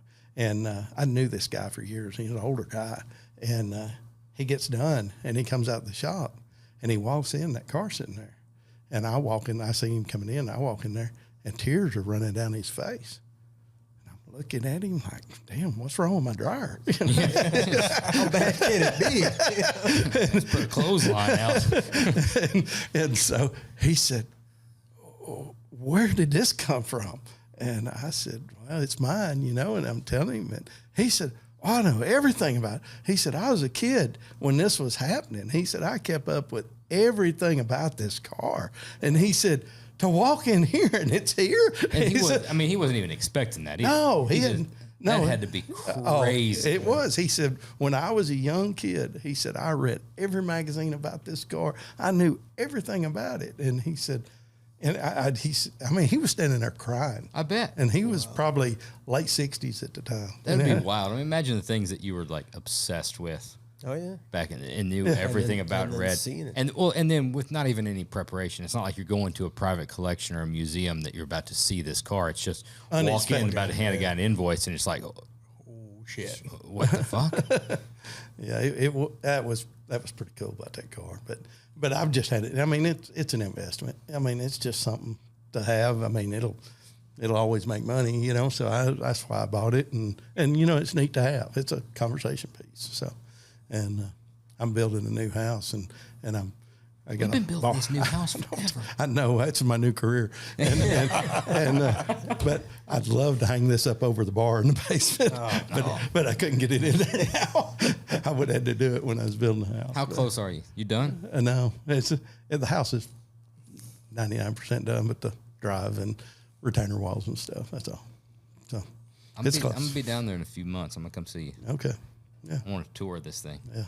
It's got to be the fucking Taj Mahal. It's taken 3 years. It's been 5. Yeah. Yep. So, but yeah, that car would be so cool down there hanging up. Oh, that'd be like, How are the ergonomics sitting in that? Probably not good. Me and Jeremy did a tour. We did a little quick tour, and we picked up the 57, and we rode up to Shades. Yeah. Oh, yeah. Shades. We went up to Shades, and we went the long way, right? So we went up down, past the lake and stuff like that, or whatever, and that was the first time he'd kind of been in that area, and I was like, "That's where up there's Paul's building a house, stuff like that." That's fucking beautiful area. Right Oh, there. it is. It's a great area. I mean, we're not on the water. We're up above it, and at night it's just you look like you're looking at New York City because you're looking across the lake and all those. It's pretty cool. That's awesome. Pretty cool place. Retirement place. You thinking about that now? Yesterday. Yeah. No, I don't know. It's for that when I get there. So I couldn't start building it when I get ready to retire because then it'd really kill me. I'd like to enjoy it. Well, I appreciate you coming. We've got a couple of standard questions that we ask every single guest. So first, your favorite car movie and why? Yeah, like everybody else, American Graffiti. That was in my years, but living in Coleman, I didn't always live in Coleman. I grew up I was born in Ohio. I don't tell many people that, but Just stay with that. So you're a Yankee then. Huh? well, my dad was from Alabama, so and my grandpa was from Alabama, so that only makes me like a quarter, I think. And but anyhow, my cousin lived next door to us when I was little. We moved when I was 10, and he fooled with old cars. He's what got me into cars. His name was Brent McCluskey, and his garage was, you could throw rock over out of the house into his garage, and he used to let me come over and hang out, and he had a old body set out there behind the house, and an old coupe body, and we used to get in it, act like we was driving it, all that when we was kids, and then he started working on it, and that was when I was, 8, 9 years old, something like that, and he put the motor, he built a chassis, done whatever back in the day, and I'm just a kid, and I'm in there sweeping the floor, and he'd let me hand him stuff, and that kind of stuff. He was a cool guy, and ended up, I didn't even realize it till I was probably 13 or 14. The motor was a Hemi. It had the spark plug wires coming out of the motor, and I didn't know it as a kid, Right. but when I got older, I said, "Damn." He had some badass shit. And it was a 32.5 window, window with a Hemi in it, and that's what I was around. Wow. As young, and that bit me right there, and that's what got me into cars, back. So you were Milner's coupe all day long. Well, both. How about both of them? Because I kind of grew up with 55s. All right. And, and that was, both of them. But living in Coleman, hanging around there, hung out at the shopping center and cruised around and everything. It was sort of like American Graffiti because it was, every weekend cool. everybody's cruising the shopping center and going around by the hamburger places and Oh, I remember even. This was late 90s. This was 90, 97 or 98. Driving from Birmingham up to Coleman just to cruise. Yeah. Because the cruising. You didn't cruise in Birmingham like you did in Coleman. Coleman it was like you said, American Graffiti. It was from the mall to there and then stop and the thing. That is cool, man. Yeah, See, I love American Graffiti, right? I love 2-lane blacktop, but growing up here, it was like growing up with Fast and the Furious, which it sucked, right? You're cruising around in a muscle car, and it was right at the fucking time that damn movie came out, and all that was on the streets were fucking imports, right? Better be careful. Other than now they are. Right back then, that was before they It just had exhaust. And Yeah, there was graphics yeah, on we it. Is that when the Miatas come out? That's what I've heard about. well, Who's got the Miata? That'd be Phil. that's Phil, of course. He's a connoisseur, actually. Yeah, I'm going to send it to you to do the interior. it shouldn't take long. You shouldn't have to. You've got a mint copy. Why would you want to change it? Probably bring it there and wait. Oh, man. No, American Graffiti was just, it was my through my age group. You know, that's the only movie we had. You know, It's on Netflix right now. Yeah. So It just dropped. When you were cruising in Coleman, is that when you saw the cows? All right, so Phil's want me to tell the story before we go. So years and years ago, you know, I'd lived in Alabama. So I was, you know, at another shop. I was running back from another interior shop as well. At Wayne and Pam's, right, at M&M. I'm on the phone. I'd left there on the phone with Phil, right? So before, every time Josh would tell me a story, like he just dropped this phenomenal nugget of something. I'm like, and that's because you're in Alabama. It was like every time, like nailed the stereotype. Yeah, Phil's an extremely condescending Yankee, right? A Midwestern Yankee. Like he's a very pompous. Like if you won the war, you would have been. Yeah, She's throwing some fucking heaters. yeah, over yeah, here. yeah. It's fixing to get. I talk more drinks in there. I talk a lot of shit, but I haven't gone there. Civil War II in here. So I'm talking to Phil. I mean, it's always like, you know, I'll throw something out. I'm like, yeah, you're right. You don't have that in Chicago, you know? So leaving there, and I'm on, not 141, whatever the 91. The big gravel one. So you're driving and I'm talking to him That's about the road something. I'm on. Talking about something, and I'm probably, I don't know, 5-10 minutes from Holly Pond, right? And headed back towards the interstate, back towards 65. We're talking about cars, and I'm sure we're getting ready for a show. We're talking about something like that, and it's like Friday at like 5:45 in the middle of the summer, or whatever. Just driving through, great fucking day. Got the windows down, and I come around. You know, it's a windy road. You know, you come around a bend, and as I'm coming around the bend, kind of like a left-hand sweeper over hill, there's a cow backed up to the fence on the road, right? And he's backed up, like his ass pressing into the barbed wire, and there's a calf coming out, right? So the back legs are sticking out like through the fence, right? As I'm coming through, and it's I've seen it before. It's not a big deal, but it catches me off guard. I'm sitting there talking to Phil, and I'm driving, and there's two legs coming out of the back. It's like, so I slam on the brakes. I'm like, holy shit! There's a cow giving birth on the side of the road. And as I'm trying to tell him what's going on, and as I say it, and I'm like, I didn't even need to say anything. yeah, that's just, you got to understand it's not something that happens all the time. It's like I'm just as surprised as you are. I want to see it. Yeah, so it didn't paint us in the best light. Well, I see it regular. Shit happens. Yeah, I mean, you know, pretty cool. Roll Tide. Roll Tide. I got to tell you, when Jesse first started working for me, he was 16, and he was in the shop there, and somebody brought, I don't even know what kind of car it was, but it was a really good car. And they come in there, and we're standing there looking at it. And Jesse had just moved from Michigan down there. And he goes, oh, that's a nice car. Like that. I look at him, Jesse, you're going to have to learn how to be in Alabama. He goes, what? Cars I nice. said, here's how you say it. That's a bad son of a bitch. And I said, now you repeat it. That sounds like a Kenny Davis line right there. That's a bad son of a bitch. That's a bad son of a bitch. And I said, if you're going to live down here, you're going to have to learn how to talk. Yeah, before I don't want to derail this too much. No, go ahead, get after it. But bringing that up, how influential you were with a lot of these young guys, and I owe you a major thank you, because when I was just a young little whippersnapper, 20, 21 years old, coming down to your shop and dropping a 32 off and being able to, you spending the time with me to kind of walk me through the car and give me some advice, it was truly meant the world to me. And I'll remember it, to this day, that those are one of those few things that really like kind of shape your career and you keep with you. And I know Jesse says the same thing, and Alan says the same thing. And it's pretty damn cool what you've done for a lot of guys in this industry. I'm glad. I've always somebody young that has the passion, because that's what I had, and you don't see that very often. Right. And you were one guy. Jesse was one. Alan was one. And and I'm just proud that I was able to help a little bit, some way, to help you along, because all it done was help all of us. I mean, I've never.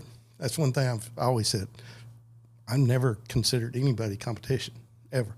I mean, we're just all here building hot rods. We're all trying not to get caught, figuring that we're doing something that's not really necessary. Yeah, and so you know, if you can pass it along, you know, it just continues down the road, you know, and, you know, look what you guys have built. Maybe I helped just a touch, you know, more than you'd know. And so, and Jesse and Alan or whatever, or whoever, I don't know, anybody, you know, if because it's just good. Yeah. Just keep keeping it it going. going. Cause I loved it. I mean, I always have. And always, you know, the cars were just in my blood. And Laurel and I, we started dating when she was 13. We started being boyfriend and girlfriend when she's 13. I was 15, and when we started dating, we lived in a little small town up above Coleman there, Eva, a little 4-way stop, and we used to drag race out there. I mean, every weekend, you know, he's out there drag racing from the 4-way, and I'd take her home from a date, and we'd be on the front porch, you know, I'd tell her good night, and I'd hear cars up there. You could hear it across the hollow. You know, I said, I got to go over there calling me. and so, you know, I was doing that when I was 16. I was loving it. And I just always loved the cars, you know, and luckily stayed out of the drugs because of the cars. Yeah. And that's one thing that I've got a big deal about. Any young kid that can get into a car instead of doing drugs is just, you know, that's, you know, the drugs are just killing me, what it's doing to our young people. And so many of my friends, you know, when I was growing up too. So. I was the same. I hung out with maybe not the best group of friends, would you say?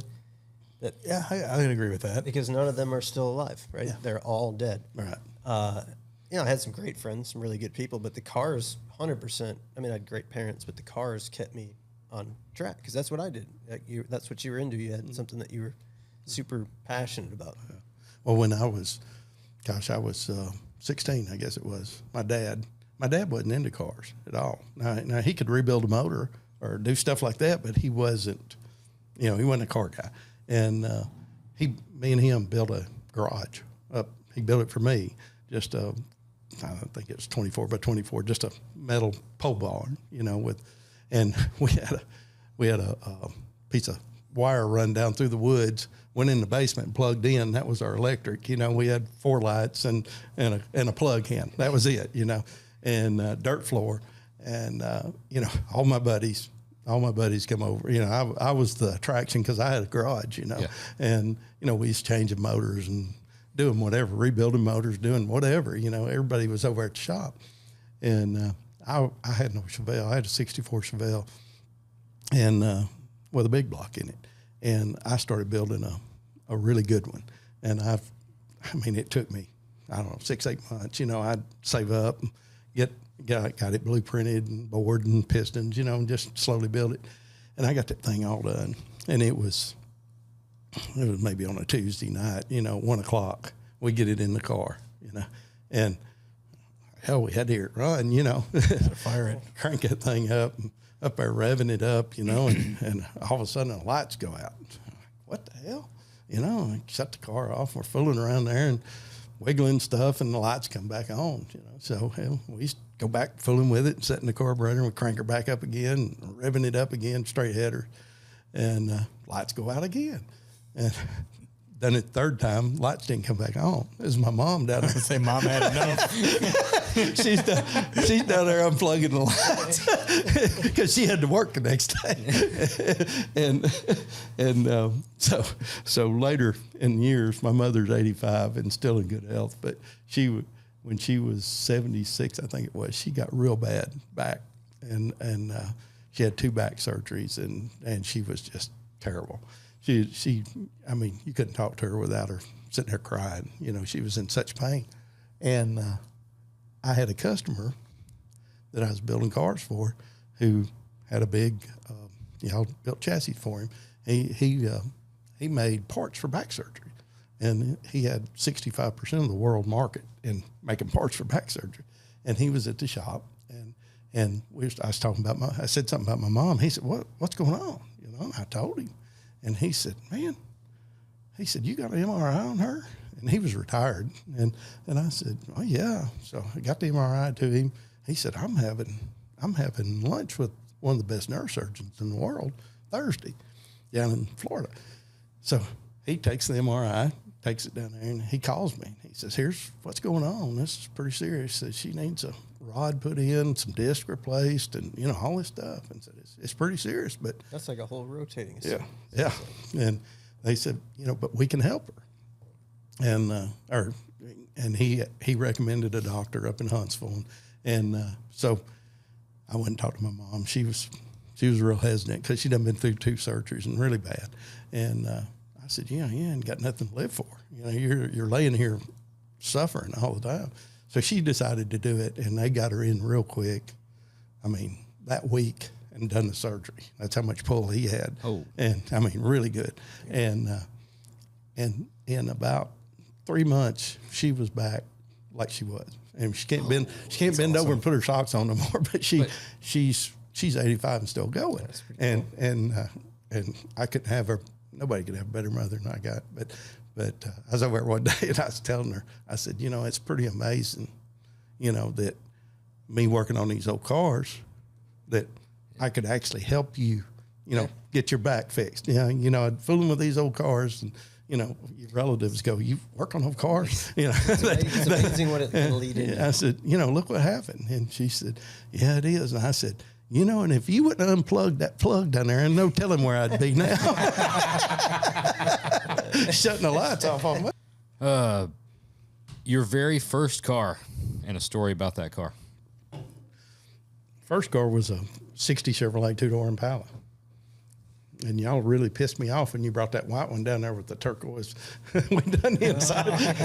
That made me want one so bad again. That was a cool car y'all built. And but it was somebody I knew had a 60. An older guy had a 60 when I was a kid, and I just fell in love with that body style. And I bought one out of a junkyard and drug it home, and I might have been 14, 15. And I worked on it. I bought an old 4-door car and took the front end off of it and put on it, and just built me it was that old bronze colored, they had then. And I built a car out of it and got an old 283 and a 4-speed, and built a good little old car. And I drove it for probably a year and a half, I guess. That was my first At car. 14, 15, 16. I mean, you were taking Laura out on dates in that thing, weren't you? Oh, yeah. Back seat was good. Probably a lot more space in the back seat. One of those 91 Chrysler LeBaron. Or a Miata. You can do some shit with Miata. But and then I went to You 60. got a flexible enough dude in the passenger seat. You could do some stuff. Yeah. when you're that age, you do anything. It don't matter. And then I got a 64 Chevelle Super Sport. That's when I started drag racing and stuff with that, and then got into all the pro street car stuff.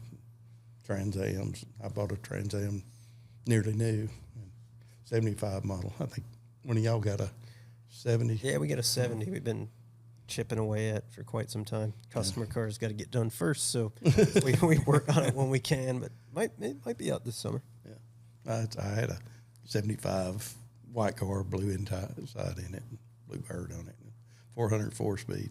It was a fun car at the time. 70 Chevelle. I just had a bunch of everything big block. I was fooling with big block stuff. I mean, big block everything. And then I put a computer motor in. One of those plastic. Never motors. looked back. I didn't. I was in 98, 99. I put a LT motor in a 46, and man, after that it was wide open. You still have that 46? I still do. How many miles you got on that thing? I think it's about 60,000 or something. Shit. I thought it'd be a lot more. I know I hadn't drove it in a long time. It sits over to the shop. we're all over the place here, but we totally overlook. This is our podcast. Yeah, we can do whatever we there's want. no fucking rules. You rolling through a fucking Good Guy show with Billy Gibbon in the passenger seat. Like, how do you just blow past that? You know? I apologize. I think it was more impressive that it was running at 160 degrees than having Billy Gibbons in the passenger seat. That was 33.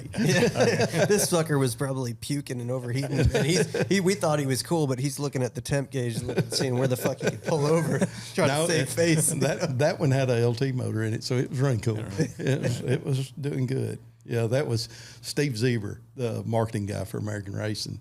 It's so funny because when I had the Ridler car, we took it. He wanted me to bring it to the LA Rush Show and have it in their booth. So I took it out there. Well, actually, Jesse and I didn't even remember this. Will Posey and 2 or 3. I think maybe Ted. 2 or 3 of them boys. I done the deal, and they took my Suburban and trailer and took it out there, and then we flew out there, and they were all excited because they'd never been to California, so they got to go to California, and they got out there, and Steve, we had the car on display there, and I'm standing there, and I look over here, and here's Billy Gibbons walking through, got his little beanie hat on, and his mother's with him. This old woman's with him, and I didn't know it was his mother. And they're walking down through there, and I said, I'm standing there talking to Steve. I said, there's Billy Gibbons. And he goes, who? And I said, Billy Gibbons. And he goes, who's that? I said, ZZ Top. And he goes, oh, yeah, okay, yeah. And then we talked just a little bit, and I go back over and I'm cleaning on the car. And about this time, Steve taps on my shoulder, and he said, I want you to meet somebody. And he was a marketing guy, so here he takes off over and introduces himself to Billy and brings him over there. So Billy comes over there, and he's talking, and we talked for a good long while. And that was his mother with him. Had his mother out there, and she was, I don't need to say it, she was older. I mean, very older. And but anyhow, him and Steve became friends because Steve lived out in L.A. and Billy lived there too at the same time. So I mean, they started going fishing together and hanging out and going to dinner and whatever. And he got Billy to come to Louisville to sign autographs in the Americans booth. And so we were over on the fairgrounds on Wednesday, and Steve calls me and he says, hey, send Laurel over here in the 46.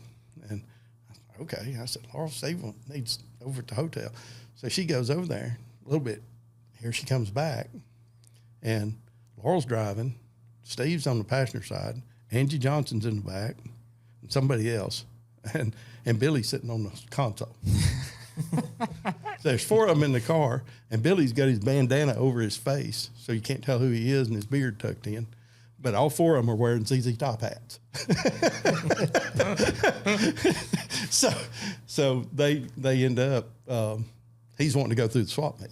So they went over and drove through the swap meet and went through that on Wednesday. And then the next day, Steve calls me. He said, hey, will you come over here and pick up Billy, take him in, because he can't walk in because everybody will be wanting his autograph.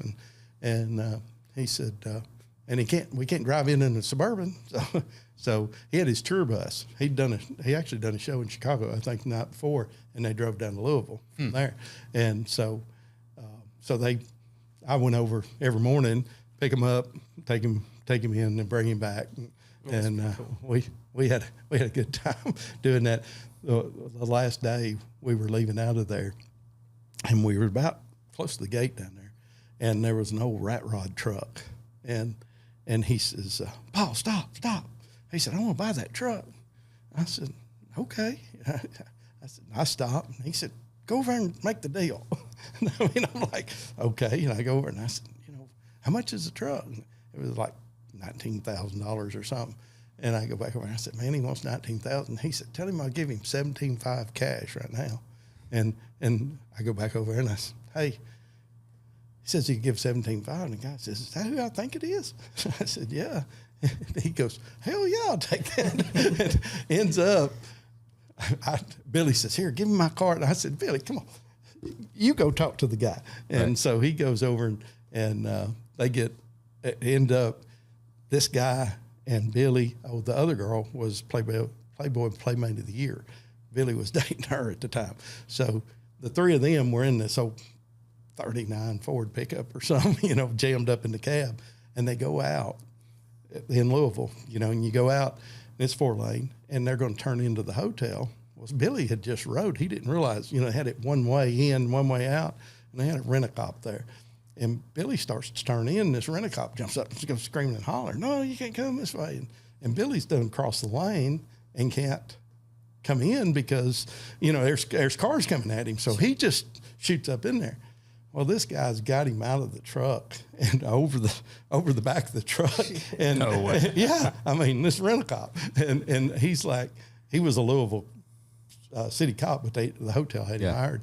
And I'm like, oh my gosh, we're over there. And Steve tried to talk to the cop, and he said, "You're going to jail too," And this cop had no idea, who he had here or whatever.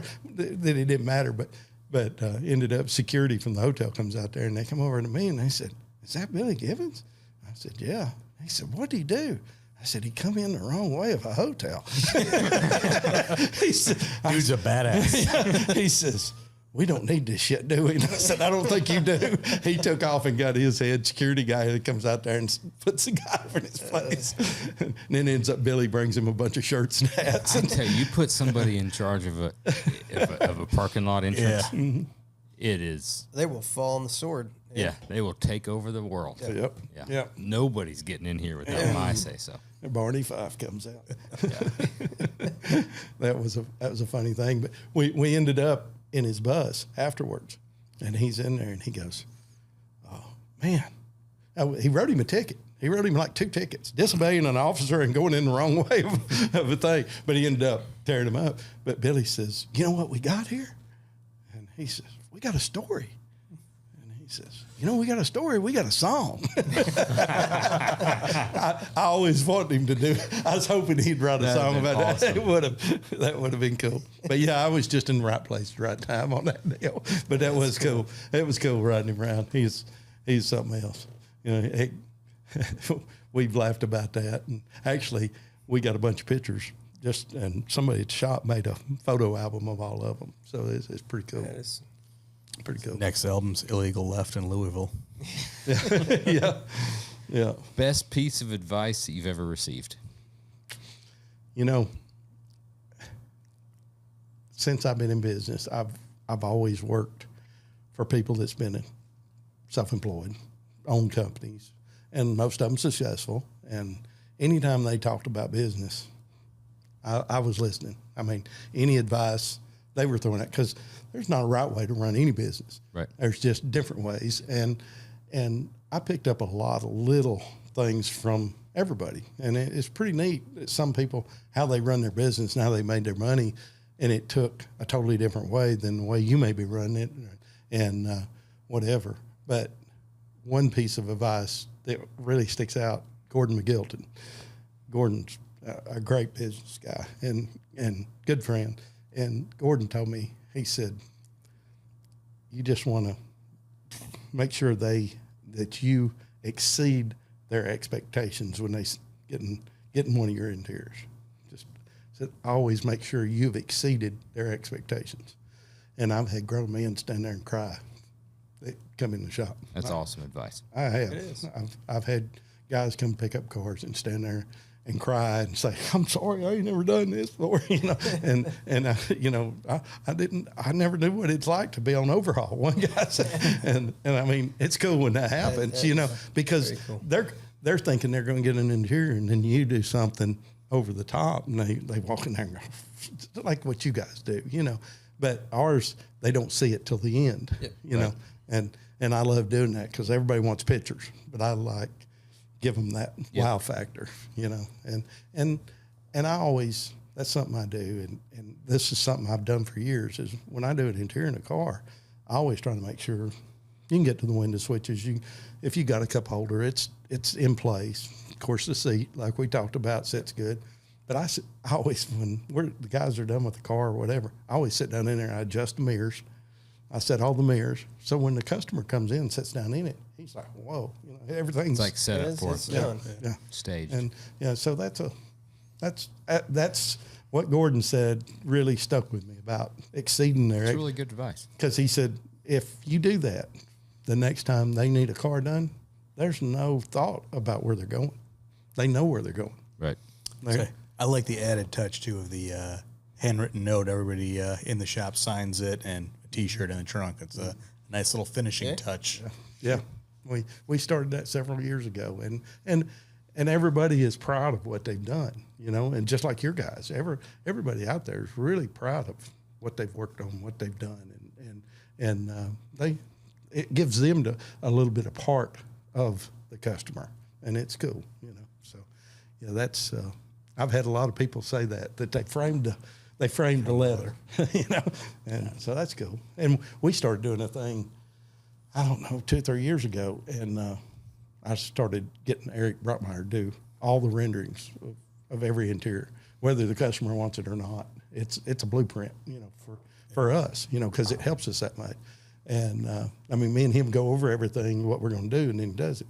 But at the end, we have a photo, big deal done of the rendering to give to the customer. So, cool. So he's got that to hang up in his office when his hot rod's out there where he can't see it, you know. So adds that little bit of touch, you know.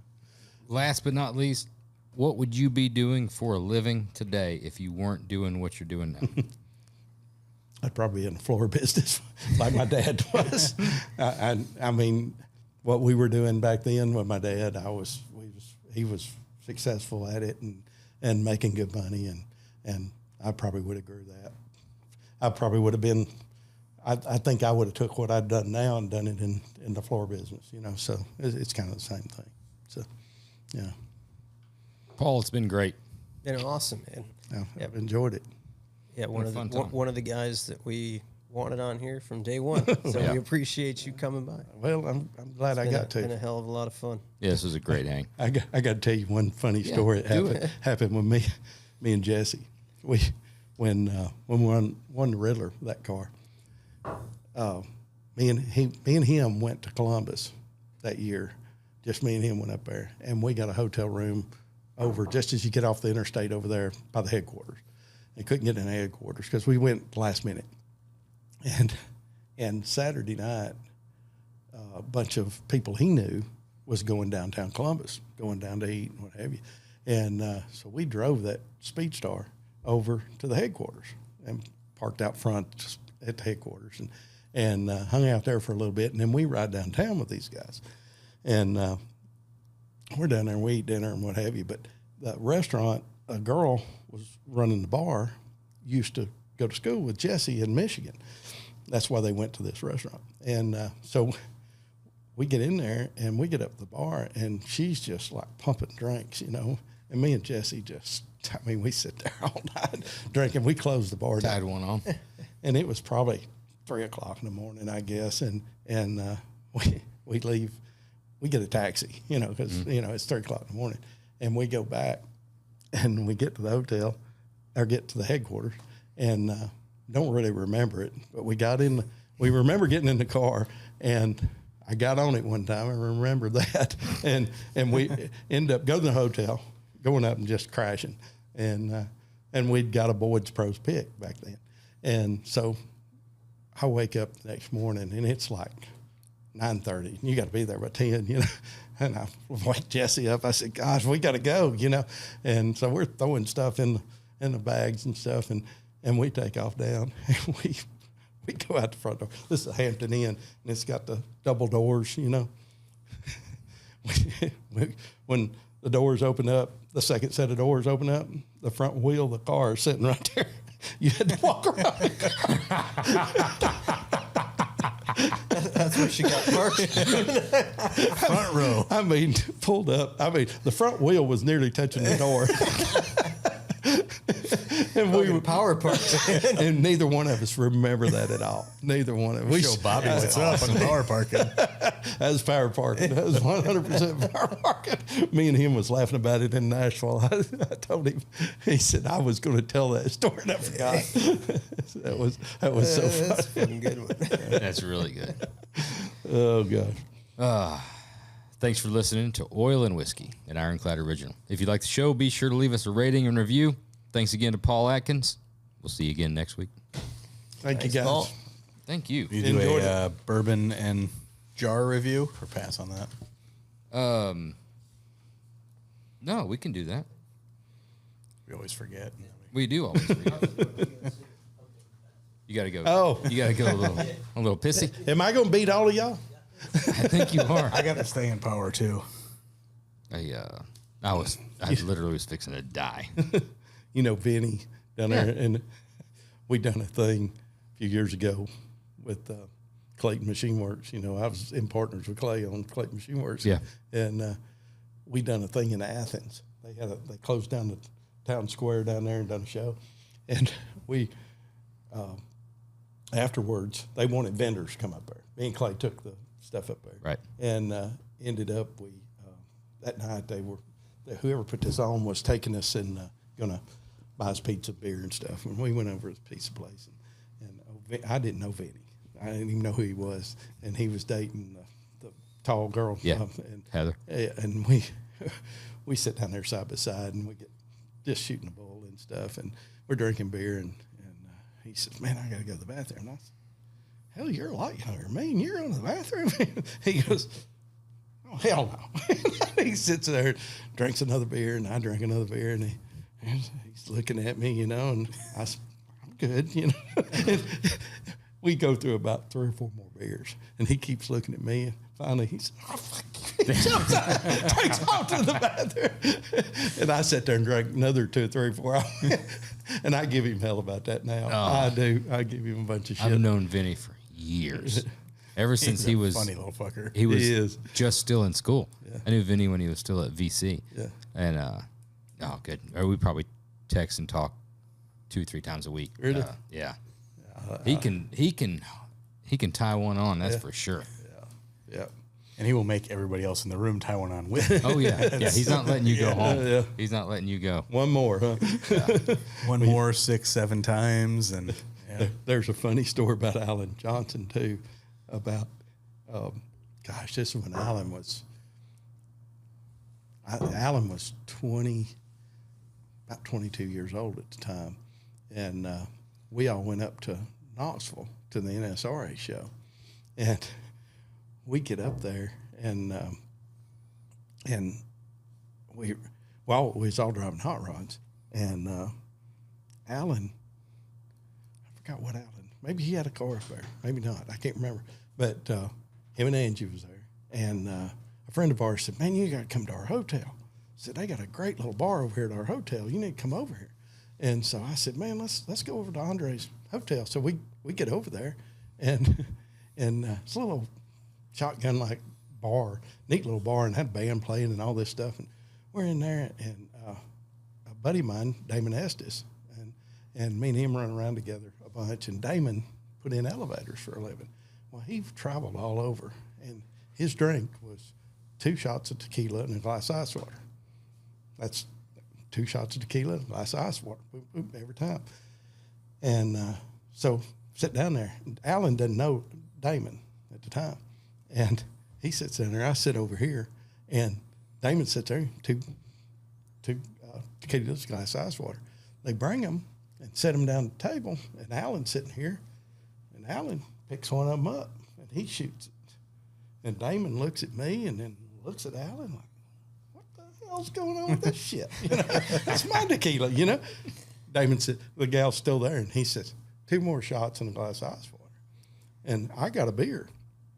And she brings 2 more. Alan gets another one, and he shoots it. And Damon, it's pissing Damon off. and so then he turns around. Damon says 2 more and a glass of ice water. And when done that, Alan stands up when she brings the 3rd one and reaches in his pocket to get money. And he says, I can outdrink you, big boy. Like that. Damon, he was probably 275 at the time. And I sitting over there, I said, Damon, give me the keys. and he throws the keys over there. I drank 1 beer. They shot 17 shots apiece. The last 2 were doubles out of 19 shots in a row while I drank 1 beer. Had to be a rough next morning. No, it was rough next day or next week. He got up and went outside, and then Angie went outside, and there was a glass window like this, and I'd see Alan go by, and then he'd go back by. He'd go back by, and that happened for probably 5-10 minutes, you know. And then Angie comes to the window, and she's going like this, and I go outside, and she says, "You got to help. You got to help." and we go around the building, go all the way to the back, and we get back there, and there's a block wall or something back there, and Alan's sitting there, and he's got his feet together, and his head's down between his legs, and he's going, oh, he's just moaning and groaning. She says, "You got to help him. You got to help him." And he had on a $high pair of Nikes or something. I reached down there and pulled his feet apart, and I said, "I can save his shoes." Boy, it almost killed him. He didn't drink tequila for years after that. I bet. I mean, he had alcohol poisoning. I mean, he ended up showing up at the show about 3 or 4 o'clock the next day, and he was still sick as a dog. He puked all the way home. And we was driving a friend of ours' wife's Jeep, and she was a pain in the butt. And we said, "Don't you throw in this car. God, we'll get killed. Don't do this. Don't do this." Oh, those stories. We've had a lot of men down. We've lost a lot of good soldiers. It's usually one per show. Yeah. That toter home, man, how many, like every Sunday, there's always a guy sleeping on the couch. I've been there too. Yeah. Just crying it off, like shaking, Fucking and, sweating white as a ghost. I think that's what the shows are missing nowadays. There's no Nobody goes hanging as out in the hard as they hotel. used to. You No, guys, just there's no hanging out and drinking in the bars. you guys didn't see it like we did. Now I'm talking about We've heard back, some stories. We caught like the tail end. Just a little bit of it. back in the late '80s, early '90s. Hell, we wouldn't go to bed. We'd be in a bar and go to the fairgrounds and sleep in the car waiting for it to get in Columbus. I've done that a number of times, and just never even go to the hotel. Just leave the bar and go to. We did a lot of the get back to the hotel at 6, shower, and then right back downstairs. But Yeah, I mean that we used to. Dang, we've done a lot of crazy shit. You got to keep this one off air, but All right, this one we cut. This we right will. here. We will definitely not put this on the air. This one gets cut. Back in this was '92. We built, me and 2 buddies. That's Damon I'm talking about, and Booker Lindsay was the other boy. And we built a 37 Ford 4-door convertible. We took a 4-door and cut the top off of it. I actually found a 37 Cabriolet windshield post, the top part of the windshield post off a Cabriolet, which was like hen's teeth, you know. And I put it on there and rolled the top of the doors. I done all the metal work on it and all. And the 3 of us built this car just to have fun in. That was the whole deal. And done a blue tweed. It was a cream color car, blue tweed interior. And we got it all done, and I'd got the interior done. And I drove it over to one of them's shop over there one Saturday. And Damon, we all standing out there, and we open a beer up. Damon walks over and just pours beer out in the front seat. His brand new tweed interior. He said, "Fuck, somebody's going to do it." so he said, "It's going to happen sooner or later, you know." Yeah, you're right. And but we took that car. We took it to the Straight Rod Nationals up in Louisville. And we're out running around. We're hunting swap meet. And there was 4 of us, another buddy. And Ronnie was driving, the 3 of us in there. And we're driving around. We go back around, back where they have Pros Pick now, or was, I don't know. And we go back around there. We can't find the swap meet. We're driving around there, and we look, we're like, what the hell? And there's 4 gals walking across that parking lot, high heels on, all dressed, you know, everything. And we're like, what's going on? And Ronnie, he takes off over there, and it was 4 strippers from a local strip club. And they said, "Where's the guys at?" We said, "Well, they're way around there on the other side of this building." And they said, "How do you get there?" So, "Well, you got to walk all the way around this building." I mean, they got high heels on like this, you know. And said, you know, somebody said, you need a ride? He said, "Hell yeah." Well, you're in luck. There's a town about 20 miles that way. And so the 4 of them get in this 37 with us. We got the top off of it. And There's 8 people in there. yeah. And I mean, we was sitting up on the back in the rear seat, piled up in the car, and all real good looking gals. And we started around there, and I said to him, I said, "Now, but there's one thing, you know, we get around here, you got to show your tits. Yeah. And one guy said, fuck, ain't no problem. I went, That's what I do. and You have found yourself a professional. That's what I do for. so we go around the building there, and these gals are having a ball. Yeah. You know, so we go around the building and we see somebody we know, and we say, "There's one, boom. There's a guy. Get that guy, boom." We're going around through here, and we go around and we get down there where the circle is, and going back out. And there's boys from Alan Ray and all from over in Georgia. I don't know if you know him. One used to have Brutus. Yeah. Remember Yeah, Brutus? yeah. Alan and all them. They had Brutus up there back then, and we're all good friends. And we go around there, and they was riding some girl around the day before, and they was carrying on about it. And we pull around through there, and we just stop in the road, and they're all standing down here. And we said, "Okay, girls, get them." And all four of them stand up, pull their tops. These guys hit their knees and start bowing. And, you know, I had, honestly, 15 years later, there was guys coming in my shop, getting in here, and they go, "Man, I was in Louisville, and you had all them gals." That's what I was going to say. You're talking about, we built some badass interiors. I think this may have done it. That's all it takes. Oh, that was, none of the women liked it. There was a lot of wives pissed off, but we laughed at that. I mean, it was innocent. We wasn't doing nothing. We was just laughing and having fun, you know? And we got talked about forever. And we just did one controversial little photo shoot just recently with an OBS pickup truck, which seemed appropriate. I didn't think It was error correct. Yeah, air appropriate. Yeah, Fully clothed. fully clothed, but like the nipples are barely. It's mostly boobs, and it's a crowd pleaser. Some people certainly don't like it, but and I'll tell you what, all our customers are like. So when my car gets done, Do I get that? we get her like with that car. Not to go off the rails. Do this. Just ask Budweiser how that works. Yeah, that's why we're drinking. Why we got Coors Light out here.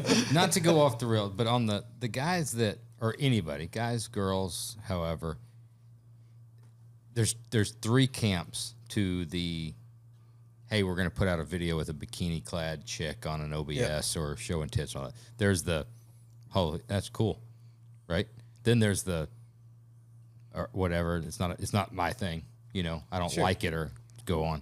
And then there's the guy that's has to post his displeasure. Like he has to comment how, and this is usually a male, how sick he is that we did this, and how would you use a thing. That individual, the one that has to tell everybody how turned off he is or how off-put he is by the time, that's the guy that you got to worry about. Yeah, he's a pee-pee toucher. He's got Well, Might not be the direction. there's something not right. You got to worry about him. Yeah. Because you either like something you don't like. That's the equivalent of hearing a song from an artist that you just don't like. I just don't like that song. Yeah. No, okay. Just fast forward to the next song. Fast forward to the next picture. Do the thing. I agree. But if you have to let everyone know how offended as a male you are about seeing some tits, you have got A problem. You've got some weird shit that you are guilty of. I don't like watching anybody throw up. So I just turn my head and go the other way. I mean, Right. Exactly. You're not going to comment on that. But it happens to all of us. Yeah. So, Did you see the picture that Steve Bunker posted? No. Coolest thing ever. So we did a actual poster of this, and then he did a black and white of his son, who's like 2, maybe 3, like on his knees, just staring up like this. And it was from the back. So it was like the kid looking up at the poster of this chick on a truck that we built. It's kind of like going back to the old Lamborghini That's the way Ferrari we all posters. grew up. Yeah. That's what makes the world fucking better place. It's a game changer. Yeah. Well, the kid that is on his knees looking at the poster of the OBS truck and a chick in a bikini, I guarantee you he doesn't become the chief marketing officer for any company that decides the Budweiser thing, Bud Light was a good idea. The best one I ever seen on that, we were in Daytona years ago at the Turkey Rod Run, and they used to have did you ever go to the playa down there where they had the underneath? I've never been to the Turkey Run. Have you know? It used to be an unbelievable thing back in the 90s, and it was a parking deck, and the lower part of the parking deck was covered. So they had a band in there. Everybody was there at night. I mean, it was just thick with people. And one year we're down there, and this guy was down there. Never seen him before. Had a real nice 33 Roadster, and he'd just married this gal, and they were probably late 30s, 40 years old, and she was just knocked out. They said he got a boob job for a wedding present, you know, and she was sure enough. Everybody was talking about her. I mean, she was good looking, and Don't bring her to a car show. Saturday night. I mean, this is the hotel. You go up the elevator and all. Saturday night, I mean, this place is just jammed. Everybody's drunk, and she comes out of the hotel wearing a thong bikini, and I mean, tan, brown, black hair, long, just gorgeous. And she comes trotting across there, and coming to the car. And of course, some guy goes, "Holy fuck!" You know, when she walks by, you know, says something, and the husband jumps up and goes after him. You know, and I mean, he's, dude. I mean, and I mean, we're all standing there and we're watching her, and this guy just goes off. He can't handle it. And I mean, he just takes off on this guy, and he's over at him, and Alan Ray, our buddy from over in Georgia, he's a big old boy, and he runs over and gets in the middle of them. And he said, "Listen," he points at this guy. He said, "If you don't want nobody looking at that bitch, get her to the room, put some clothes on her." I mean, it's like buying a new Corvette and somebody being like, "Damn, that's nice." Then leave it at the fucking house if you don't want nobody looking at it. Go get an Acura Integra. Nobody's going to look at it. Why'd you Miata. marry if you didn't want somebody to look at her? You know, you don't want her to get the ugly one nobody looked at. When you left the hotel room and saw what she was wearing, did it never dawn on you that all the guys that you're hanging out with are going to say something about it? There's no doubt. And who the hell wants the base model? You know? you want to option that fucker out. And then, you know? but you want everybody to notice it, don't you? Yeah, to some extent. Right. You want to take it around the block? You're like, look what I got. That's the S type. That's exactly right. I hope all of us are proud of who we're with. Absolutely. You know, and I'm proud of my wife. I got a great wife. I couldn't have ever found a woman better than Laurel. She goes and does, and she's pretty gal, and She can drink right there with you. she can. She's a good one. So I mean, we ought to be proud of what we got. Absolutely. And one thing I seen one time, and I thought this was great. We were all up in Pigeon Forge, and we're riding around, and this little gal, she was just show dog, and the guy's walking with her, and we're in an old 4-door convertible. Show dog. That's Alabama talk for good looking. And I'm just letting you know in case you were.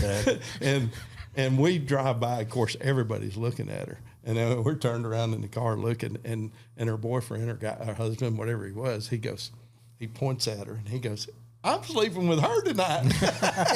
And I thought, that's the best, you know, because it made her feel good. Yes. You know, made her feel good. I guarantee you them two are still together. Right. You know, because, you know, he was proud of her, not jealous of her. Right. You know, and that's a big deal. I mean, so many guys are, you know, don't want nobody to look at it.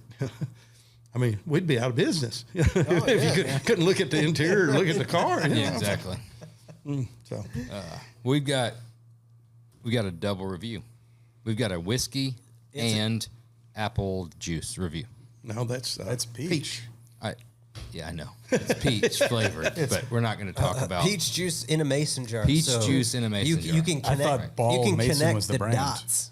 Oh, okay, yeah. So we've got a A brand Ball new Mason peach flavor. Yeah, Ball Mason. You can try to find it. Doubt you can. I know a guy. Handcrafted. Bluerun Kentucky Straight Bourbon Whiskey.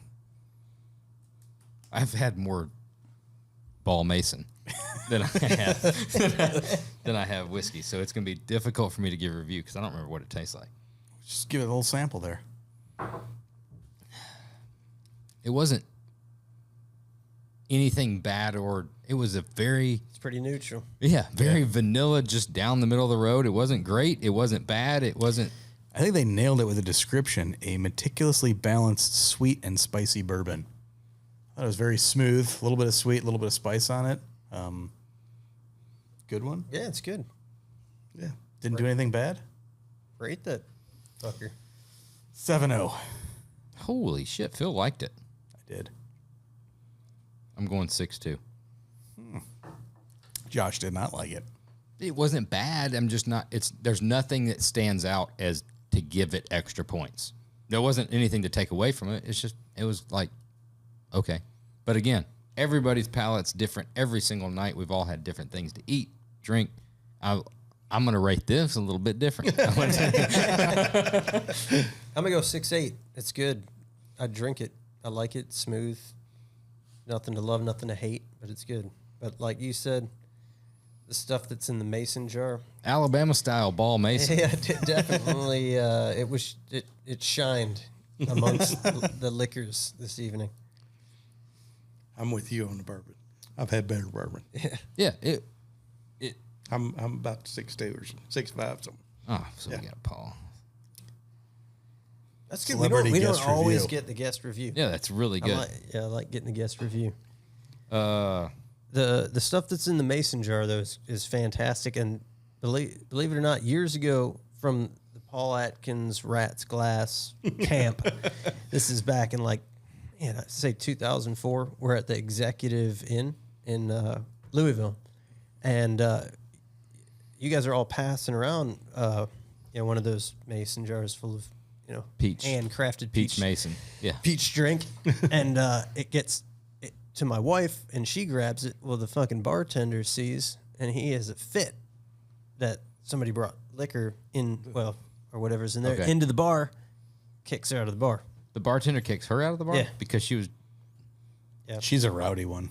ruined the party then for That's everybody. right. Something about that mason jar. It'll get you kicked out. I will say the tinted version's a lot better than the clear version. Yeah. Oh yeah. This is strong too. The Put you on the funniest thing from Alabama, so very familiar with the Ball Mason brand, right? Particularly love going to car shows, and this gets brought out, and there's a feud. There's always there's two different camps, right? Or three. There's the hey, we're here to drink, no problem. There's the first timer that's, wow, this is great. This doesn't even taste that bad. That goes way too hard. Yeah. And the next day, I'm like, I'm not going to see you tomorrow. That's why I keep drinking, because this isn't a drinker, this is a sipper, and you're drinking it. I know it tastes good, but you should not be doing what you're doing. And then there's the the other hand of like, oh wow, this is the first time I've ever had this. This is not that bad. And then they get into it a little heavier as well. It's well, you know what this makes? Do you know what it makes? What's that? Friends. Oh, absolutely it does. yeah, it's friends. I went to a party not long ago. Some friends local here that had what they called a moonshine party. So there's that brand, it's like a moonshine. The brand, old smoky, right? The old smoky moonshine from Gatlinburg. So I'm thinking to myself, your I'm uncle. like, all right, this is a fucking party. This is what's going on. Well, I've got multiple mason jars full of the Balls product, Because you've gone to car shows and Exactly. you know the Southern folk. Right, exactly. So I brought some of the clear stuff with, thinking Legit. like, all right, this is this Triple kind X of party. brand. It didn't go over well. They didn't like that. No. They want to act like they like moonshine, but not really. Right. Yeah. I was going with the feud. It's always this is the Alabama brand. Well, this is the Tennessee brand. Yeah. And there's a lot There's of a Georgia brand too. Yeah, there's Georgia brand. Yeah. This is actually Georgia. Yeah. cross. If I'm not mistaken, this is I could be wrong. This tastes very similar, extremely similar to what we've gotten from Alan Johnson and his group before. That's it. All right. I thought so. It all comes from the same source. I very much like it. You know, yeah. You know, you recommend eating the peach or not eating? have you ever tried it? I have. Yes. Not. Veteran. It's like drinking and rubbing alcohol in a peach. Hey, a few years ago, we were down at cruising the coast down there in Mississippi, and we go to this little bar. We went to this restaurant and we hung out there. A guy told us about a local deal, and it was really cool, restaurant bar. And ends up they move out in the country in the middle of nowhere. I mean, it's up out of the way, and like, man, these guys, you know, must have got in trouble or something. Why they moved off the beach and moved up here? We go up there. Hell, there's people parked in the ditches and everywhere. I mean, this place they built a big building up in the middle of nowhere, and people are coming from everywhere to eat here. It's a great Cajun seafood type restaurant. Well, we get in there and we're sitting at the bar because that's the only thing we wiggled out a spot and got 6 of us at the bar. And one of the cooks comes in there and he gets carried on Cajun as can be. You know, he's talking all that Cajun stuff, and we're carrying on full shit, me and him back and forth, and I'm talking like a Cajun, and he's talking. He said, "I love this." He said, because people are looking at us going, "What the hell are they saying?" and ended up, he says, "Have y'all had any armadillo eggs?" And we go, "No." You know, he said, "Hold on." He takes off and he comes back. And he brings, you ever had an armadillo egg? Oh, yeah. Yeah, the jalapeno with all stuffed Yep. and bacon and sausage. There's a sausage ball with jalapenos in the inside. They're unbelievable. And these things are so good. And then he brought some kind of alligator soup, and he was bringing all this and letting us sample it. Well, his girlfriend, her name, I'll never forget this, her name was Nina. And he said, it's easy to remember. He says, if you put your hand on her knee, you're not going to get none. Nina. And he looks at her, and I mean, they were carrying on, and this guy's name was Albert. And he says, we got any of that good shit? and I mean, this place is packed. Yeah. And she says, you know we do. and said, fix these folks up. She puts a Dixie cup up there and pours in a bar, in a running restaurant, and pours coconut Ball Mason. Coconut moonshine. And it was so good. I mean, coconut moonshine. And he was, we had such a blast with this dude. And ended up, they filled it up. And I'm like, oh, damn, we're going to close this place down, you know. So. Well, I'm going to give this a review right now. And this is just in the Ball Mason family of corn liquor that I have had. And I've had quite a bit of it. What do you think the proof is on that, if you had to guess? Drink the rest of it and you'll know. I don't know. It's got to be like 110, 120, I'm guessing. It's over smooth. Yeah. Yeah, it's over. Well, that's 100. what gets you is the smoothness of Yeah. it. That's The peach is what sneaks cuts up it on you. and Right. keeps it softened down. Out of my many years of Ball Mason brand, that I know this particular distillery, and it is one of my favorites. Is that a single barrel or is that a bottled and bond? That's a 9.5 from Old Josh. Oh man, Going big. yeah. There is drinking bourbon is fantastic. Sitting around drinking it with your buddies, but nothing beats passing a mason jar around. Yeah.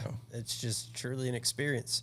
You know, you could be like right in the heart of a pandemic, and you know that when you're drinking complete fire, It's killing everything. It's medicinal. right? Yeah, it doesn't. Right. It doesn't matter if that's polio in there; it's going to kill it.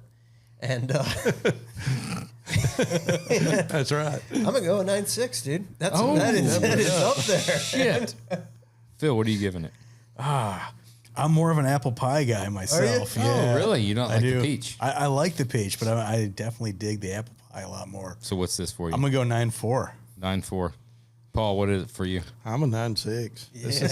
This is the best I've ever had. Now the problem with that is we've had a number of people voice their opinion about not being able to procure the bourbons. This is the rarest shit we've ever had on this. that is 70-something episodes. This is the rarest. more difficult to find than you'd have a better chance of stumbling into a liquor store and finding a 23-year Pappy than Two bottles of it. You'd be better chance at 2 bottles of it. I got one last question for you, and we're leaving. Which top of the river is better, the one in your neck of the woods or the one in Gadsden? I know. You don't like top of the river? You need to go somewhere else. What are you Really? even saying? I like top of the river. Is that like a steakhouse? That's like socks on a rooster. It's a good time. What are you talking about? I look out my shower right on top of it. I mean, our house is looking right down on Really? it. Everybody around us, nobody eats there. Really? I mean, yeah, it's too. It's been 7 years. Oh, since I've been there. now it does a hell of a business, just Right. a hell of a business. But there's so much better around there than All right, that. well, Other places. I'm coming down and seeing you. In a Okay. couple This months. is a restaurant? It's a Yeah, restaurant. it's called Top of the River. It's a catfish restaurant. Oh, catfish you said that. I cat- instantly thought of like Ponderosa, the sauce. No. At one time they were very good, and they still. God, let's see, Sunday we was over at the house, and I mean they were parked down the road. There was Really? hundreds of people over there, but they can seat so many people. But when you sit down, what gets you when you sit down, they bring you cornbread, pickled onions, and coleslaw in a metal container. And that's what you get, I mean, before you even order when you sit down. And that's what gets everybody. Right. That's what's good. You're starting to eat, right? Yeah. Yeah, you eat that, and then I don't even want the other, you know. But the catfish is just like they're cooking so much.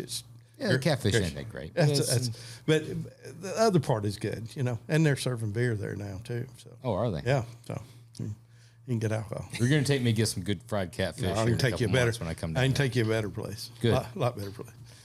Right Paul, it's been a blast. Been awesome. You're going to have to drive us home. That's why I brought Laurel. That's what they got Uber for. Thanks for listening to Oil and Whiskey, an Ironclad original.